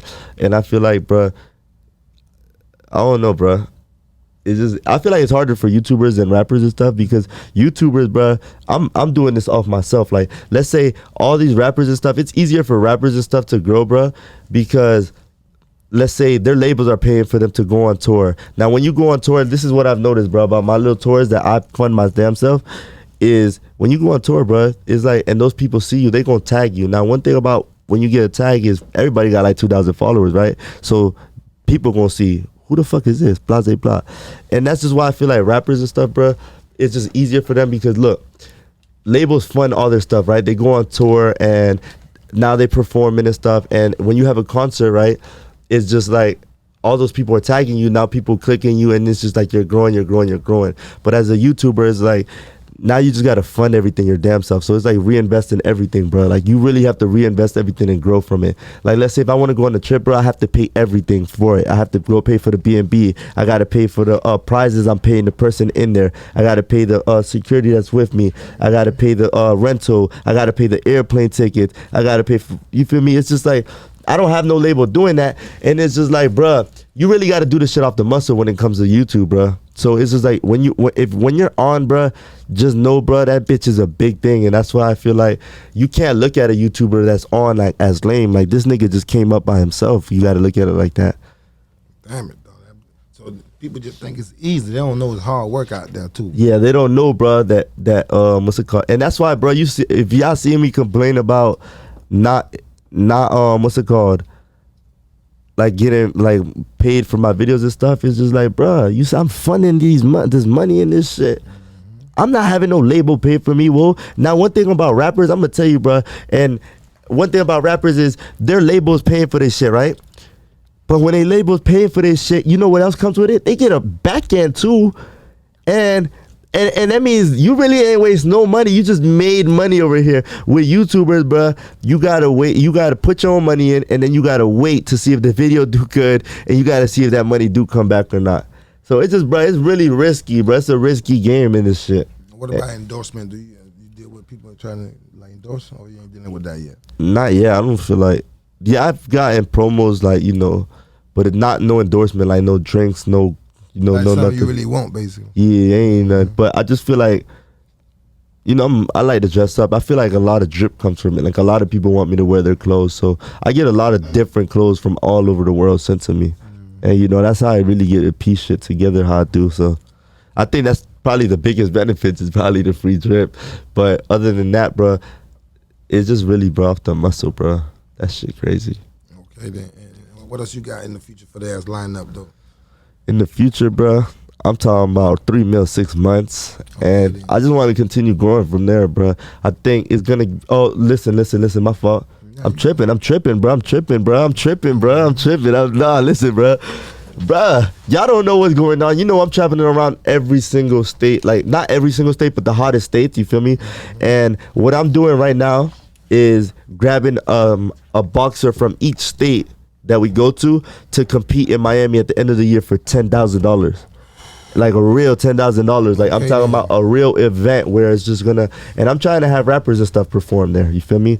And I just feel like that's really what's next. Like this is gonna be the biggest event of the year at the end of the year. Like this is going to be big, and you know I kind of did get discouraged from it because YouTube started blocking my motion and stuff, and it kind of stopped that big image of what I want to do. Like, if I'm not getting paid from these videos, I can know. And you asked about endorsement. Nobody's endorsing my videos. These labels is not paying for my shit. So if I'm not getting paid for my videos that I'm doing, I can't fund the videos no more. I still got to pay for everything. Like how you can make it like it's like UFC or boxing where it can't get paid on like that. No, I mean, now they fixed it. Cause how you got it fixed? I got it because what's the called? I ain't gonna lie, I prayed. Okay then. I prayed. For shit, I could really say I prayed. And the next day, shit, I don't know how to explain it, but this was like a couple days ago. Well, shit just started. Green light, green light, green light, green light, green light, green light, green light. I'm just like, what the fuck? And it was just a blessing from God. I think I just needed to talk to him. So. And how big you was with religion, though? Oh, probably not with religion, but with God. How big you was on God, though? Oh man, you gotta thank him for everything. Like that's what I feel like. That's what keeps my faith and just me being humble. Like I don't act famous when I'm with people, bro. Like I just feel like, bro, God gave me this opportunity to inspire other people, bro. If I want to inspire other people, I have to be able to be accessible to people. I have to be able to, talk to people. Like I never turn nobody down for a picture. I don't turn nobody down, bro. I don't do none of that, bro. I just feel like I don't know, bro. What about if you somewhere, you're like, damn, dog, take a picture. I'm chilling right now, dog. All right, we was in Jacksonville. This first time I saw somebody. Well, somebody come up to me. I'm at a party. I just finished doing 2 YouTube videos, bro. Now I go to a little party and somebody say, yo, King said, let me get you my thumbnail. Let me get you my thumbnail. I say, God damn, well, I'm at a party, fam. Literally, I said, damn, I'm at a party. Well, not right now. Come on, well. Like, you feel me? That's just the first time I said something. Because I'm at a party, well. Like, come on. I'm trying to get some bullshit. Okay, then. How you deal with it though? But you said that was the first time you had to tell them no. Yeah, like I just said, chill, well, chill. But all the other time it will be you mostly will do it though, right? So what she say, sis? What they say? What they talking about? We don't mind going because they is tripping about we ain't asking. Yeah, we nosy.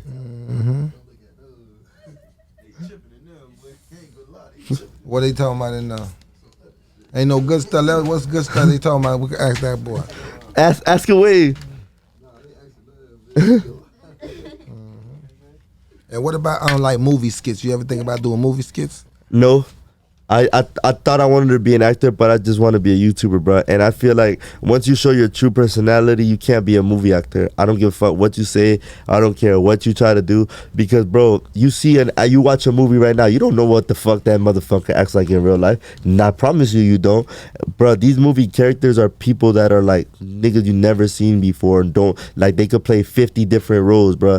Like, the way they talk on TV doesn't compare to how they talk in real life. And once you show so much of on YouTube and stuff, you can't switch back from that because people will always be able to see. And look, bro, I ain't gonna lie, bro. LeBron James is one of my favorite like inspirations. And even when he acts, I can't even look at him as an actor because we just know who that is already, bro. And that's just what I feel like, bro. It's just like if you're gonna do YouTube, it's YouTube, and then if you're gonna do movies, you just gotta start movies. You don't start YouTube. And what about the YouTube with the relationship with the girlfriends? You like that there? Or YouTube relationships, I feel like I moved away from that. I just kind of like to have a girlfriend. I like to post her in my pictures and stuff and this and that. But YouTube relationships, I don't really do that. I've never based my channel off YouTube relationships ever since that first one. Because once that relationship falls, your channel falls. And it's just like, I'm bigger than that, bro. Like, you feel me? I put in the work for this. I grind for this. Not so if my girlfriend break up with me, my shit go down the drain. Like, bitch, now I'm going to be heartbroken both ways. Nah, bitch, I need my shit if you leave. So it's just like, I don't do YouTube relationships because I just feel like, bro, I'm too creative and too like, I don't know, spontaneous for that. You feel like you got forced into doing that time?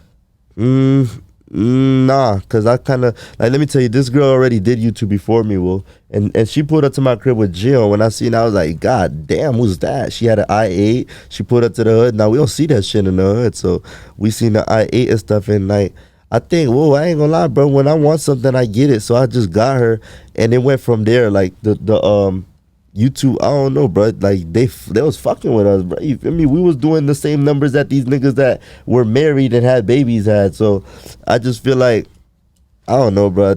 YouTube relationships is a little bit easier to get views more than by yourself. So I kind of feel like that's what held me in that relationship so long, is that I didn't want to lose that potential I already had. I didn't want to, like, you feel me? I didn't want to let go of that because I thought my business was going to fail. And then it took for me to understand, bro, you is meant for this, Will. You could do this shit on your own. Facts. And what you did, though, like I said, you had an M now. On Instagram. A lot of YouTubers, they got their YouTuber, but they can't get their followers up on their social media. Like, how you did that, though? What's your recipe? A little secret. My recipe is, honestly, bruh, touching the world, bruh. When you go around the world and meet so much people and show people who you really are in person, like, I feel like a lot of people think I'm a bitch ass nigga through the thing, or I'm probably annoying. But when you get to meet me in real life, fam, you gonna vibe with King Sid. Ain't gonna count. King Sid gonna vibe with your ass. Ain't gonna count. Facts. So I just feel like, bro, it's just like when you meet somebody in person, you get to see who they really are, bro. Like, energy doesn't lie, bro. Like I told you, I could read through people. I know people could read other people too. So it's just like feeling your presence, bro. If you can make a city happy, bro, that whole city gonna fuck with you, and that's really where your followers go from. And also how your image, the image you're putting out. Like, if you look bummy and you just posting like bullshit and I don't know, people might not really fuck with that, bro. People want to see you grow, what you come from. I see a lot of that too. Like a lot of bummy looking, no, not trying to diss nobody. Yeah. A lot of like bummy YouTube people, they trying to put stuff out. Yeah. I feel like it look more better when you clean, nice, they see. You feel me? Exactly. Clean haircut. Mm-hmm. You feel me? You might can't look like King Sid, but goddamn, clean up, goddamn. Yeah, that's why people ain't gonna lie. People be saying like, damn, you look like a rapper sometimes, like you look fresh. And I just feel like that's what separated me from a lot of YouTubers, is just like the image I created and the way I dress, bro. And like, I don't know, bro. That's just like, you gotta have a nice image if you want followers on Instagram, bro. Okay, and let me know, would you ever do celebrity boxing? Yeah, I would do it. And who would you like to fight? If you had to fight another YouTuber. I mean, look, let me tell you something. The reason I've never done like no boxing or none is because I was smoking so much, bro. Bro, I can't even run 2 times back and forth to court, and I used to be able to do all of this, bro. So it's just like, but I started smoking heavy to what's it called, to focus on this craft, and it's just like I smoked so much I couldn't breathe, like my asthma and stuff. So I never really did it. But there's really nobody I want to box, fam. Like I told you, I'm not in competition with nobody. There's so much people that hate me and try to be in competition with me. But at the end of the day, fam, I don't look at nobody but myself, bro. So I wouldn't say I have anybody in mind, but it ain't nothing to do that, big, if I'm conditioned and stuff. Even though you ain't got to mention no name, we ain't trying to get nobody no fame or name, but like, you ever heard like your name in another YouTuber's mouth and stuff like that? Always, bro. On their page or on their channel or something? Always, bro. And I'm going to talk about this, man. I'm going to talk about this, boy, and I'm going to show you, because you asking the questions, I'm going to show you. You feel me? Ain't gonna cap, man. Well, I ain't know you coming like that, though. Nah, I'm finna show you right now, fam. So yesterday, bro, this shit kind of blew me. Why even sent it to my chat? They probably in here, bro. So what's it called? I'm posting boxing videos, you feel me? Now, I told you my channel is very versatile. Right. I'm not competing with nobody. I never said my channel was, oh my God, this and that. But I see a YouTuber that comes to my events. He came to like 2 of my events, right, already. And I never went to his event, you feel me? I'm not, so it means you must be a fan of me. You must like what I'm doing. You must like what I'm doing. You read to me out loud, this out loud. I don't give a fuck if they know who said it. Listen to me. Look, well, what does that say right there? Which one? Which part? Right there. Little Ass Boxing Channel on YouTube. Oh my God. This man said Little Ass Boxing Channel on the tube. And it's one day ago, right after I posted my Jacksonville video. And it's just like, bro, it's just like everybody want to compete with King Sid. I never said I had the Little Ass Boxing Channel. But you know what I do for him? I just let the numbers talk, because my boy, you feel me? My boy. Like, the numbers at the end of the day gonna do the talking, bro. So you think they like what they seen you doing? Yeah, bro. It's like people put themselves in competition with me when they don't need to, bro. Like, let me tell you something, bro. And the reason I'm able to speak like this is because when I was with GIO and he was up all this time, fam, I never looked at GIO like, damn, you doing public interviews, that's getting you 1 million views. Let me go do that shit, man. I never try to compete with the people around me or the people in my city, fam. I tried to just be the best I can be, well, and that's what people fail to realize is another word for YouTuber is creator. Well, what you create has nothing to do with nobody else. Well, so it's just about when you creating, bro, it's about creating something that's never been created, bro. And that's what I've always aimed for, bro. So I just feel like these people try to compete with me because they just see how good I am at what I do, bro, and how I bring people out. But you feel me? I just feel like, bro, God blesses me because, bro, I don't compete with nobody, bro. I'm not an envious person, bro. I'm not greedy. I don't look at nobody like, bro, oh my God, I gotta do what that boy is doing. I've never been that type of person, Will. And what about collabing with the rappers? You ever think about collabing with the artists?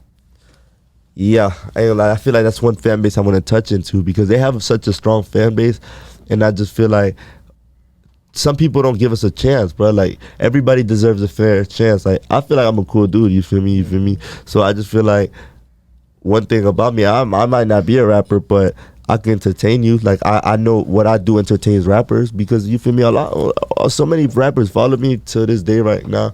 It's just like, that's what people just gotta understand. Well, it's just like, I don't know. And what about the King Sid podcast? How that came about? The King Sid podcast. You see how much I'm fucking talking? I just like to talk. Okay, then. Like, you see, I know how to real spill shit, and I know how to break things down, and people, I don't know, bro. Like, one thing about me is I'm wise, bro. I like to, like, think 2 steps ahead before I do something. So it's just like what I've been through, what I've learned is just like I know I could put that in through a mic and touch people. So that's where the podcast came from. It's just like, also, I'm already on YouTube. I told you I want to be bigger than what I am on YouTube. So it's like, if you want to be bigger than what you are on YouTube, you gotta do more than just one thing, bro. And it's just like, I do podcasts. I have a vlogging channel as well, and now I have a gaming channel too. So it's just like, I don't know, bro. It's just like staying on YouTube. Like, I'm not running away from it. I'm actually, just putting more and more legacy in it. And they want to know too, you ever think about going to Twitch? Yeah, I went to Twitch. I went to Twitch because YouTube was tripping and shit. But Twitch, I feel like I went there because it's a better way to build a relationship with your supporters. Like, Twitch is something where it's a live, and I think you should start a Twitch too if you want to be real. Like, if you want to be a real nigga, bro, that's something like I suggest for you, because while you sitting here on Twitch, these motherfuckers will they will sit on here with you. I don't matter if you on here 24 hours, they will sit on here and they'll just spam the chat, and it's just like, people who are on Twitch don't have pride. Well, and if you go on Instagram, everybody got pride. People don't want to be seen under other people's comments. People don't want to see ask away. And on Twitch, I just feel like it's a relationship you build with people that actually want to know about you, that actually want to talk to you every single day, and they're just talking to you every second. Okay, then. Get on that. Then. So like you could have this on this whole time right here, and it would have just been growing and growing and growing, and other people from the platform would have just been coming on as well. And it's just like they're also throwing in chats and stuff and different things that you could save to the people you're talking to, bro. How you get the followers though? I feel like, bro, it comes. How do I get the followers? I feel like followers grow from. On Twitch, one thing I've noticed is the longer you stay on there, and like, let's say the categories that you're playing with stuff, like let's say if you play GTA, because Twitch is like is something where you could react to videos, you could play games, and it's a relationship. That's how you build a big strong relationship with them, is because they're watching you play the game while they're watching your face, and everything about it. The thing about it is it automatically saves as one, so it's just like you don't have to go back and edit no videos or nothing. It's just like already there. So that's just, I feel like Twitch is a little bit easier, but it's not, I don't feel like you just start from Twitch. Like, some people did just start from Twitch, but I just feel like Twitch is something where you get I don't know, you just get people get to feel you more. God damn it, though. We've been riding out too. Others do want to let their, what about people that want to follow you too, though, dog? People that want to follow me, just press that motherfucking button, because I know everybody has, not everybody, I'm not trying to sound big-headed, but I know a lot of people has clicked my page and seen it, and like, so if you just, I don't know, you could press that little follow button. I'm over trying to see if they got more questions than the asshole. I know, ask away, Will. Yeah. Tippie too. Hell yeah, no, they be going, yeah. You know, Tippie toe nose there. Anybody got any questions on the chat? Man, they got wild shit doing stuff like you say. Hey, Jack. Hey, what's it called? I can get. One of y'all join this real quick. Yeah, they all the time. Okay, they in there. What's up, chat? My Twitch chat in here right now. Everybody, watch this. You want to see something? Everybody spam W's. Hey, if you ain't here from my Twitch, spam W's. Just break the comment section. Watch this. They'll break that bitch. I promise you. They been going there. They do their little thing. Earlier, you had a couple haters on it there too. Fuck them. Hey, fuck them. We ball. Like a lot of that. Huh? When you doing a basketball event? When am I doing shit, I heard. I don't know what I'm gonna do, like host one myself, but I heard there's one coming up next month, a celebrity game. I played in one, the NLE Chopper event, but it wasn't really like, I ain't really like, you know, it wasn't really, it was a good event, but they canceled it halftime. Like, we didn't even get to finish the fucking game. So I just feel like, what the fuck, bro? That wasn't, I don't count that as a celebrity game, but there's one coming up next month that I'm going to try to, you know, see what's up with it, but, you know. Like who was out there? I don't know. Somebody just DM'd me. They was like, "Oh, you should try to see about the celebrity game next month in Miami." I don't know nothing about it still. The Chopper one, who was out there? The NLE Chopper one? Mm-hmm. A whole 100K was out there. Y'all started balling, and next thing you know, it was not even finished. Yeah, it wasn't finished. I know you were hot. Yeah. You came out there ready to ball, probably. Mm-hmm. It was a lot of people there, I ain't gonna lie. A lot of people. Like 100K was out there, Pootie was there, Chopper was there, Malu was there. There was a lot of girls too. There was Mellow Rax was there. There was just a lot of people, bro. It was I can't recall because you feel me. I was in my zone. Like I was just chilling, bro. I was with my dogs too. We were just enjoying the moment. I wasn't really looking like who's here because I already felt like I'm here. You feel me? I don't gotta look at like, oh my god. But I just remember people like, you know, the faces. Spotty Gotham was there. He wasn't playing though. He was just cooling it. What's it called? D Watkins was there. Shit, was people out there. Okay then. And what about that? I had seen you at that. You know, I interviewed a Lolo Sholo interview at the DC Young Fly. What they had you doing? That you was hosting? What you was doing out there at the DC Young Fly event? I think. I was hosting, but I'm gonna tell you something about that event. I didn't know what the fuck that shit was, bro. Like I knew it was a talent thing, but when he told me hosting, I'm thinking I'm just gonna be like, okay, we got DC Young Fly coming outside, and that's it. Nah, they wanted me to fucking stay there for 15 minutes and try to entertain the crowd, and that's not the type of person I am, bro. And people gotta understand there's different levels of entertainment, bro. There's game entertainment, there's stand-up comedy entertainment, there's YouTube entertainment, and my entertainment is YouTube entertainment, bro. Like I gotta create a video, I gotta edit it, and then I post it, and that's my type of entertainment, that content. But it's not something where I'm gonna stand there and be funny. I'm not a stand-up funny guy. You feel me? I probably can make you laugh here and then, but I'm not no jokester. So that's really where they kind of fucked my flow up. And like I was already there, and they was just like, bro, just do it. And I was just telling them, bro, well, I don't know what to do. And they telling me, oh, you nervous, this and that. I'm never nervous, fam. You think I'm nervous when I'm doing my intro in front of all these people? Never. I'm never nervous, fam. This ain't what it is. This is just not what I do, fam. So at the end of the day, it's just like, I'm not finna sit here. I've never done this in my life. What the fuck you want me to say? Come up with Kevin Hart lines? So yeah. So what did you end up doing that night then? That night, shit, I told my friends, I ain't gonna lie. I think I heard you ain't talk on the mic. I think I heard you talk on the mic. Yeah, I was talking on the mic, but I said, yo, y'all boys, y'all know y'all gotta come on the thing with me, whoa. You feel me? Like, I'm not gonna be standing in front of all these people trying to make them laugh by myself, whoa. So I let my friends slide on there with me. Okay, damn man. Oh, so they thought you was a comedian, basically. Yeah, well, and they got me fucked up because I'm not no fucking comedian. They got me fucked. I'm an entertainer, bro. I can entertain you for an hour long on YouTube, but I can't sit there and make you laugh, bro. Oh, you probably be telling jokes on your YouTube, so the people probably think you're a comedian. Yeah, exactly. Like parts of my video might be funny, but that's just like what, like, you know, action part or like a movie part. It's not like I just sat there and just told like funny ass lines. Tippie toe. And let us know too, like, what's your celebrity crush though? My celebrity crush. I ain't gonna lie. She even said it the other day right here. It's this pretty girl. Her name is Aaliyah Pretty.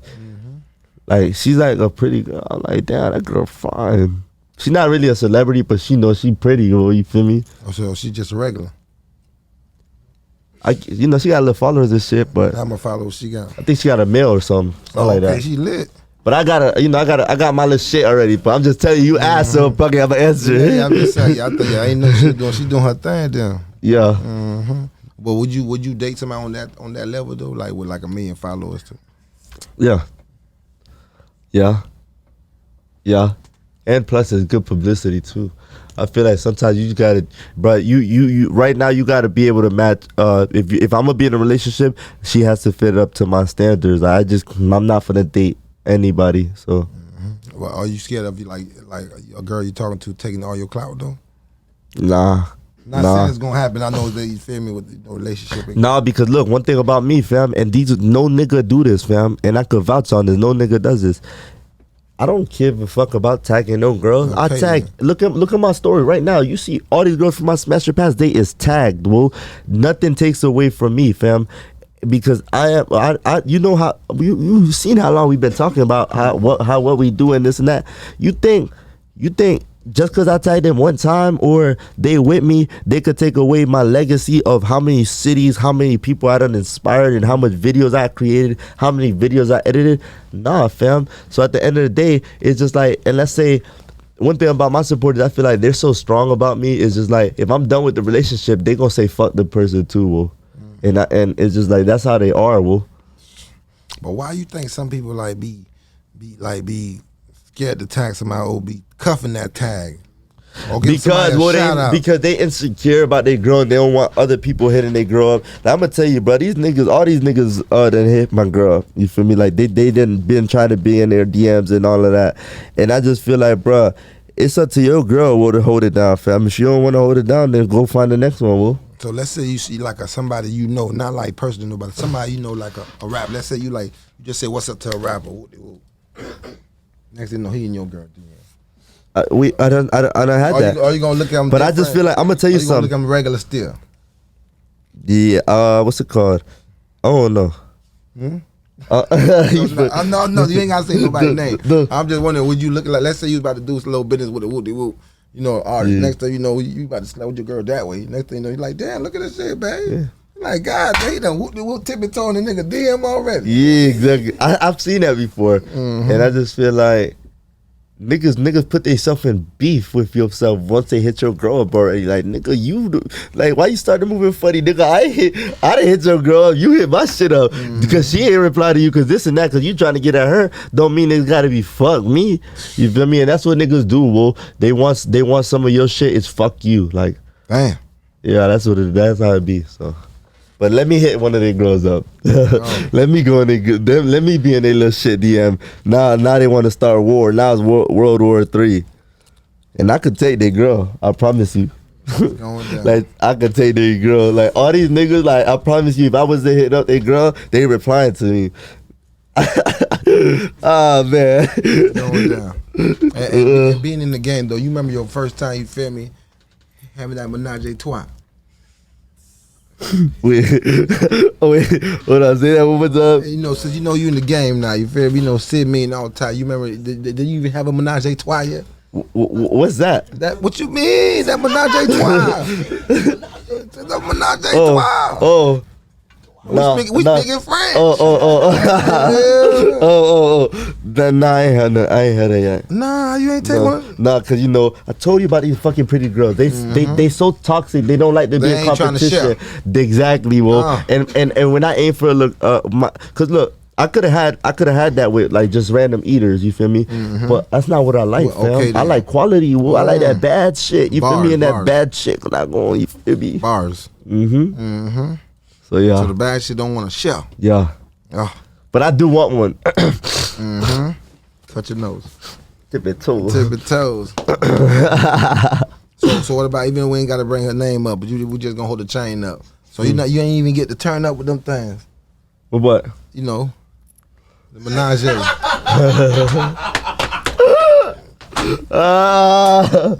Oh my God. They be asking about that thing. Nah, what's it called?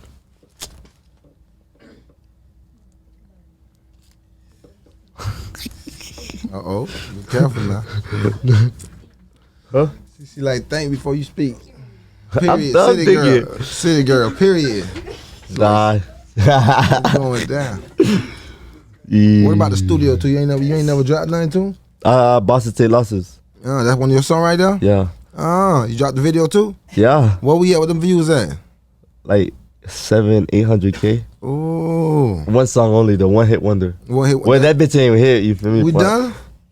Yeah, I'm done, fam. What? That was just like a little test. Like you can't. Like that's what kills. You don't want to overplay them. But no, that's what kills YouTuber success. Once you try to be. Let me tell you some of these fuck niggas, dog. Let me tell you some of these fuck niggas, dog.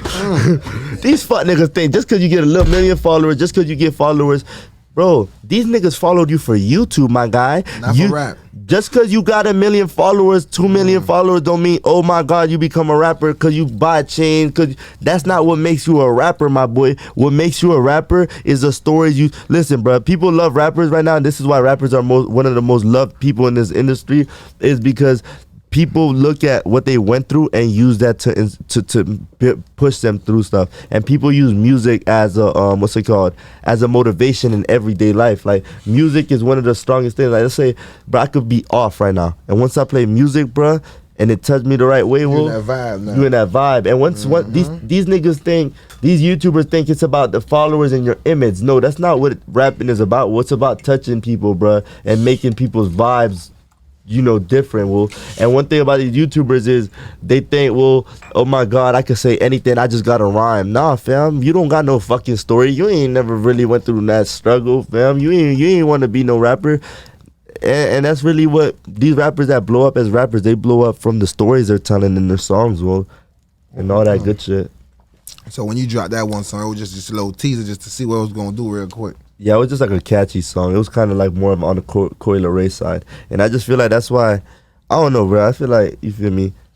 It's just like there is TikTok rappers, like, that make people like dance songs and stuff. But then again, it's just like, I don't know. That was really like more on the like try to get a catchy song. It wasn't about, but I ain't gonna lie, if you really look at that, bro, I was going through a hard time, bro. That's when I finished breaking up with the thing.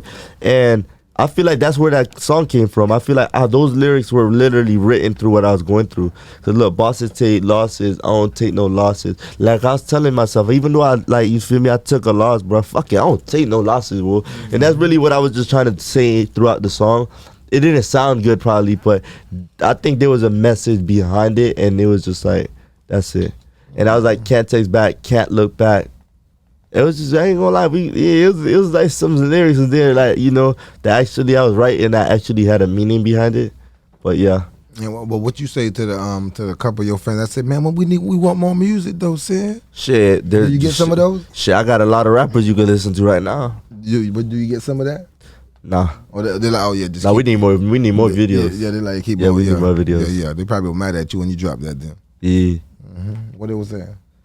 This shit so fucking ass. Oh, they were keeping it real. Yeah, they kept it buck. Oh, man. It didn't make me feel crazy though. It just made you know what, I ain't really fucking with that. Dude. Yeah. I just thought, like, you feel me? And some people, this is what's wrong with these YouTubers.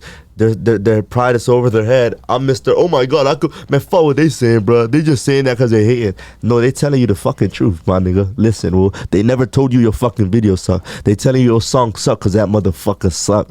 It's going down. So that's really, bro. They fans gonna keep it a butt, well. Ain't gonna cap. Not all of them. Some of them really do be hating, but if everybody's saying something, well, like, come on, well, they not saying it for no reason, well. And then some YouTubers just like, their pride is so fucking big, they just want to keep pushing within it and try to prove a point. Like, my nigga, well, listen, nigga, these are the niggas that subscribe to you, nigga. And that's just where, like, you feel me? God damn. What you say when somebody threaten you to unsubscribe? Man, one thing about me is I don't even care about who wants to subscribe or unsubscribing, because, bro, I make a video today, bro, that shit grows tremendously from that. And it's just like, bro, if you unsubscribe, bro, my shit, you gonna miss out on great content, Will. I make the best content I can make, Will. So it's just like, that's your loss, Will. Do you consider yourself like the hottest YouTuber in Broward County? I never looked at it like that. Not you, but as far as what, like, you know, as far as what you do and the people that's like in the same lane, who you feel like, you ain't got to say their name though. Do you feel like there's other competition out there that's in the same lane? Not competition, but people in the same shit you doing, or you in your own lane? I'm in my own lane, bro. I just feel like I took off with my own wave, bro. And really, I just let my numbers and stuff talk, bro. Like, at the end of the day, well, it's like my numbers are doing good, well. Somebody can't tell me somebody's this and that over me. It's just like, you could look at stats, bro. One thing about stats is you can't fake no stats, well. It's like, let's say if somebody's boxing, well, right now they're boxing, and let's use what's it called, basketball. Who's let's say they ask who's the better basketball player. You just gotta go down to the stats, like who played a better game, who played a better season, and that's just really where judgment comes from, bro. I don't do the judging myself. I just let the stats do the talking. And they wanted me to bring up too. What about when using that mall doing the returning, like fake jewelry? Oh, that video. Yeah, how that came about, right there? That came about. Jay Wonder threw me an idea. Jay Wonder was just like, bro, we should do this video. And then what happened was, ain't gonna lie, this one kind of, ain't gonna lie, I'm gonna tell you something, bro. I had to go to the middle of the mall and buy fake jewelry. Now, when I was in there, it kind of made me feel a little weird. Like, what if these niggas looking at me? Like, kind of made me sweat a little bit. No cap, I'm telling you the truth, bro. It kind of made me sweat a little bit. Like, damn, what is these niggas like? Because a lot of people know me, fam. So I'm at the mall, they're gonna be like, what the fuck? King is buying a what's it called? Fake change in the mall. Then they probably, it's like, there's something about pride. Now you just gotta, because the jewelry I got on right now is all real. You feel me? Okay, so it's just like, when I was doing that, it's just like, if I had too much pride, and I would have just cared about like what people think, I wouldn't have done that video, because I would have thought this, oh my God, people are gonna always say his jewelry is fake from now on because he bought fake jewelry. And really, I was just like, bro, fuck it, bro. Just let's do this, bro. We do YouTube, bro. We're content creators. So we bought the fake jewelry, and then we just went to different stores. And I just feel like, bro, me being who I am, once I got to the stores to do the prank, they wasn't really gonna think it was fake just because it's King Sid coming to buy jewelry. And plus, I had on this real Rolex right here, which kind of was like, bro, this nigga got a real Rolex, but these chains might be real. Feel me? And I feel like jewelers not gonna try to size me, especially knowing who I am. So I feel like that's a prank. You feel me? I had to take it to the extreme too. Okay. Then. Everything's about going the next step, bro. And the Tippie told they low nosy a little bit. What you say to the, I don't know if you call them haters or the people, to the people that say GIO gave you your little feet into the game a little bit, because they like to say that a little bit. Yeah, no, they like to say that. I mean, he definitely did. It's him and Nate. No, it wasn't just him and Nate, because they both started the same day. We're not gonna take away from Nate. You feel me? Never take away from Nate. But I just feel like, he helped me. He helped me start. You feel me? But I just feel like people was always shadowing my success under his. Like, if he was the one paying for my videos, like if he was the one editing my videos. Now, who did what? Let's go. Everything I said gonna tie back into this one now. Who stayed with me the first night? Let's see if you was listening. Who stayed with me for the first night and helped me edit my video? Yeah, the other one. Nate, exactly. Yeah. So it's just like a lot of people were shadowing my success and everything I was doing from bruh, when really, I was working hard for everything I did. I was thinking of the ideas. This man wasn't posting all my videos. I wasn't asking this man to post my videos. But again, I was inspired by him. You feel me? But you feel me? He didn't make this happen for me, bro. Because at the end of the day, if he was the one who made this happen for me, then, like, let's say, when we stopped being friends, I wasn't gonna be where I'm at right now. You feel me? Look where I'm at right now. And you just gotta understand, we're not friends no more. It's just like, bro, I found my own lane, bro. You gotta understand, this is really me, bro. It's just like, so at the end of the day, I know the people on your page might know, but the Tippie, they don't know. But why happened? Why y'all stopped being friends? Why did we stop being friends? It's a good question. Oh no. Went on to the bit of Jeff. Hey, wait, what? Jeff, what happened? Nah, I need a little. That's who's nosy right there. He know. We trying to know. We gonna get the Birdman handshake. Yeah. What's the first thing that happened? Well, I kind of like. Huh?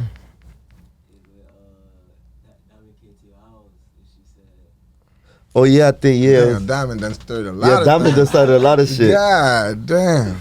Diamond was on some crazy shit. I think she said, oh, this is what it was, bro. This is really what it was. Okay, I know exactly what it was now he said that.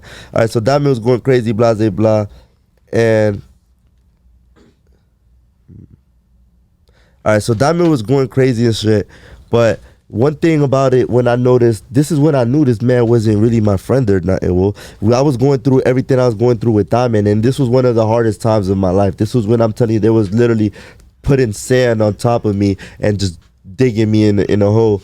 This man GIO was not, he said, I'm not trying to get, like a real friend, it don't matter how much time you fuck up, how much time you do something, and they still gonna be there for you. They gonna rock out with you no matter what. It's like what they call that saying in the song that my brother, he right or he wrong, right? You still gonna rock out, you feel me? And then this man tried to make it seem, bro, I'm tired of telling this man, oh, don't go back to this girl, blah, blah, blah, this and that, blah, blah, blah. And when we was going through it, me and Diamond, I feel like this man didn't want to dirty his hands in nothing. Well, he ain't want to help me, especially with his platform. I felt like he was one of the people that was supposed to like really be there and help me. Oh, and go clear your name and help me clear my name. But nah, he wasn't trying to do none of that. So he wasn't trying to do any of that. And then I'm gonna tell you, he did some clout chasing ass shit.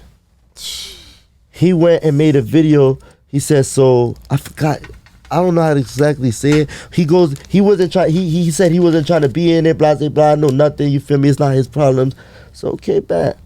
But this motherfucker goes and posts a video on his thing that had to relate something similar to me and Diamond. But then the last 10 seconds of the video, it ended up being a joke, like a laughing matter. And I'm just like, wait, so you telling me you didn't want to help, but you make this a laughing matter in your own hands? I said, you a bitch ass nigga, dog. And then from there, it was just like, fuck this nigga, dog. And really, bro, it was just like, bro, this man is selfish, bro. I done seen how nice I am with people around me. This man never really wanted to share, bro. Never wanted to break bread. And he remind you, if you're a breadwinner as a friend, well, you supposed to help your friends. Well, you supposed to, try to pick your friends up. This man, well, we'll go through a drive-through. Well, they want to be nosy. I'm gonna answer the question. We'll go through a drive-through. Well, everybody had it was everybody. It was never like, even if it's a McChicken, well, it's separate order.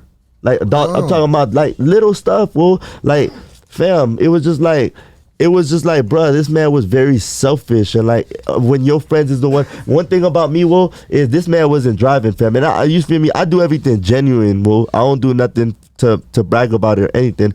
But I had my dad's truck, you feel me? I was the one driving back then. I never a day in my life asked this man for gas money, nothing. Well, I took this man to go do videos. You needed a ride to go do your videos. Now his parents was very strict. Well, his parents wasn't the type of parents to let him go out this and that. Only with us, we'll pick him up every day. We'll go make moves and this and that. But fam, this man, I never asked this man for nothing. Well, but when it came to him, it was just like, now a separate order. Now it's just like, oh, we gotta, like, damn, nigga, why you can't break bread too? Well, why you can't look out too? And I just feel like it was very selfish, bro, from bro. Like, everything was just to himself, when really, bro, we was the ones working for you too, holding your cameras, well, when we was the one giving you ideas, well, and this is real things, well, that nobody gonna tell you, well, but this is like fam, you pocketing everything. I'm not talking about money, I'm talking about everything. Like, you pocketing everything, as in like everything good that happens in your life, it is just going to you. But we over here struggling with you too, trying to make you win, and you can't even like look out for nobody. So it's just like, bro, the selfishness is what really killed the friendship, bro. And it's just like, I don't know, bro. If you really a good friend, bro, you never will be selfish with the people around you, bro. And what about the other one? The other YouTuber, Nate? Then you and Nate, are y'all still cool? That's my brother. Okay then. That's my brother. I be snapping on Nate to this day, because Nate doesn't want to come on trips with us because he be scared to take planes.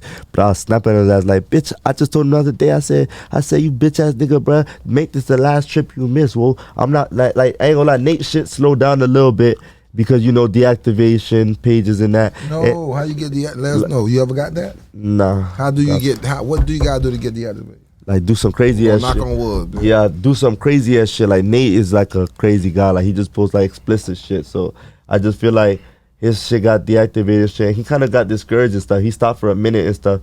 But Nate was there for me.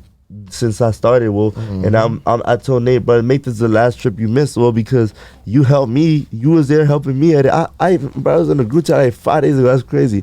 I was just like, bro, you helped me, bro, come up, fam. I'm not gonna let you just go downhill, well, like. You missing out, well, every time we travel, but these is opportunities for you to regrow your name. And well. he not knowing that you lit, so it's gonna be easy for him to get his name out there too. Yeah, exactly. Well, like I'm not King City in about 4 or 5 videos, you good. Yeah, exactly. And I'm not the type of person to not tag you or not do nothing. Then. Well, it's just like, fam, the B&B is purchased. Well, you're not paying for nothing. Well, you just come through. Just come through, bitch. Not as mad. You don't like to take the flights and nothing. So really, that's really what it was. That's really what it is with Nate. It's just like he's too stuck in like that mentality where like I don't know. I just feel like he doesn't like to like push himself. But that's my dog, bro. I ain't gonna care. That's my motherfucking brother. But not trying to be too nosy. But y'all three though, like, who did you take over this YouTube shit? Y'all three though, it's not hard to tell. We ain't. Yeah, man. I feel like, bro. I think they just gotta go check, bro. I think I just gotta check, fam. But it was like I told you, it was never a competition. Well, I just feel like God just sees. Well, like, I ain't gonna lie, bro. Like God will, when I'm doing bad, when I do bad, like let's say I'm not praying and I'm acting a fool, well, things go bad in my life, well, I get my lows, I get my ass kicked, you feel me? And I just feel like, bro, you feel me? What I told you about this man being selfish and stuff, God seen that, well. Like this is real things I'm telling you, well, I'm a strong believer in that. Is God seen all of that, well, and God knows, like, bro, that selfish shit wasn't, like, you feel me? This right here, what you're doing is a way to touch other people's life that's going through things every day that's not in the same position as you, will. So when you take your job for granted, will, when you take your blessings for granted and use them the wrong way, God will remove that from you, will. And that's why I just feel like, bro, me being such a genuine person, I continue to get good blessings, I continue to get good karma, will. And it's just like, I don't know, bro, it's just like, it just gives me more energy, it gives me more like positivity and more faith and more courage to just continue being me. Fast, man. And one thing too though is spring motherfucking break. Spring break. What the hell you got planned for the spring break? Bro, I just did boxing on the beach, slip and slide, fam. I'm finna do some crazy ass video tomorrow. I ain't finna say it yet, cause you know it's a movie type of video tomorrow. It don't rain today. I mean tomorrow. Yeah, I hope it don't. The weather we're hating today. Yeah, exactly. So I'm gonna check that too, just in case. Good thing you said that, cause you know that would mess up my little plays and shit. But I got a video dropping tomorrow from what we did today, and I just got I got like 10 videos going on for this spring break, but really I'm not even trying to, party or nothing, bro. I'm trying to work, well. I'm on the grind for 3 mil. I took a little discouraged break, well. Like I got discouraged like last month because they blocked my videos. They age restricted my video. That means I wasn't getting paid, especially after I just finished traveling, editing, and doing all that. So it's really like, I'm really just getting back in the motion ever since God been saying like, all right, come on, let's get back in the game. Like, things has been going good lately, so it's just like and my energy's lifted again. That comes from prayers though, bro. That comes from actually like, you know, just asking for forgiveness if you do things wrong, if you've been wrong or you've been acting a fool. And that's just really like what I feel like, you know, goes on. Facts. And for the people who don't know, how much subscribers you at right now though? On YouTube? I'm at 2 million and I'm about to be at 80,000. Damn it, dog. You know, some niggas get that man, they just get comfortable though. What make you kept being hungry though, dog? Is it like you say, D watching them boys' page? Nah, I'm gonna tell you something. It's like I'm gonna tell you something. This is gonna be the worst. This is what you gotta put yourself. You gotta look at the ugliest picture before you look at the prettiest picture in your life. Mm-hmm. And what that comes from is like, once you sitting in a pretty picture, dog, once you in a nice spot, fam, you don't ever want to see yourself like lower than that. And let's say if I was to stop at 1 million, well, like I told you, legacy stops. If I stop at 1 million, fam, I'm gonna start getting paid. Well, I'm gonna have to start working at a 9 to 5. Well, what my bad for cutting you? What you mean like stop? Like how can you stop at 1 million subscribers? Like, let's say if you stop at 1 million, like, how can you stop? Give us an example. How can somebody stop? Just getting too comfortable, bro, or not pushing to better quality, not reinvesting your money. I feel like some people think it's okay to just always use your phone and this. Now you gotta reinvest. Like that money you get making is not for you to pocket and throw away and buy on clothes. No, that money is to use on another item that's gonna make you better. And one thing about me, bro, when every time I've gotten something, a paycheck is every month you can ask them, I'm buying something new. Even starting a podcast room, even started buying mics, even buying like, bro, I have $1,000 body mics right now. Like these body mics, fam, they sound like movie mics. It's clear, and it's just, bro, the stronger you build your quality, bro, like it's just, bro, about growing yourself, bro. People want to see growth, bro. They don't want to see you in the same position. So yeah, you hit 1 million, but what's after the mill? You feel me? What else are you gonna do next? What's next? What's gonna be different now? And that's just that. Damn. So, who taught you to know about reinventing in yourself, reinvesting in yourself? Because most people get that money just new clothes, new drip, more. You feel me? Like ain't nothing wrong with getting fresh, ain't nothing wrong with copying that drip, but you know, like you gotta invest. We still recording too? All right, for sure. So, cause we riding, I had to make sure. Nah, yeah, most def. So I feel like Mr. Beast, bro, I do a lot of research, bro, and all this man has ever said is he's reinvested every dollar he's done back, and I've seen it, bro. Like, let's say, like the videos just get bigger, and that's why he has 80 million, bro. This man went from 10,000 to 100,000 to now giving $1 million, and now from using regular old ass blurry ass cameras to now movie cameras. Well, it's just like this man. It's like, I don't know, bro. It's always a higher step, bro.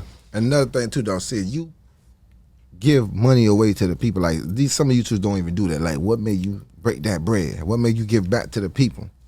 I feel like that's why God made me do this, bro. Like I told you, bro, it's about being genuine, bro. Like people, like, bro, I ain't gonna lie. Well, when you receive blessings, you're supposed to bless other people, and it's just like if I'm pocketing everything, well, if I'm being selfish, bro. It's just like people gonna look at me like, damn, well, this man don't care about nobody but himself.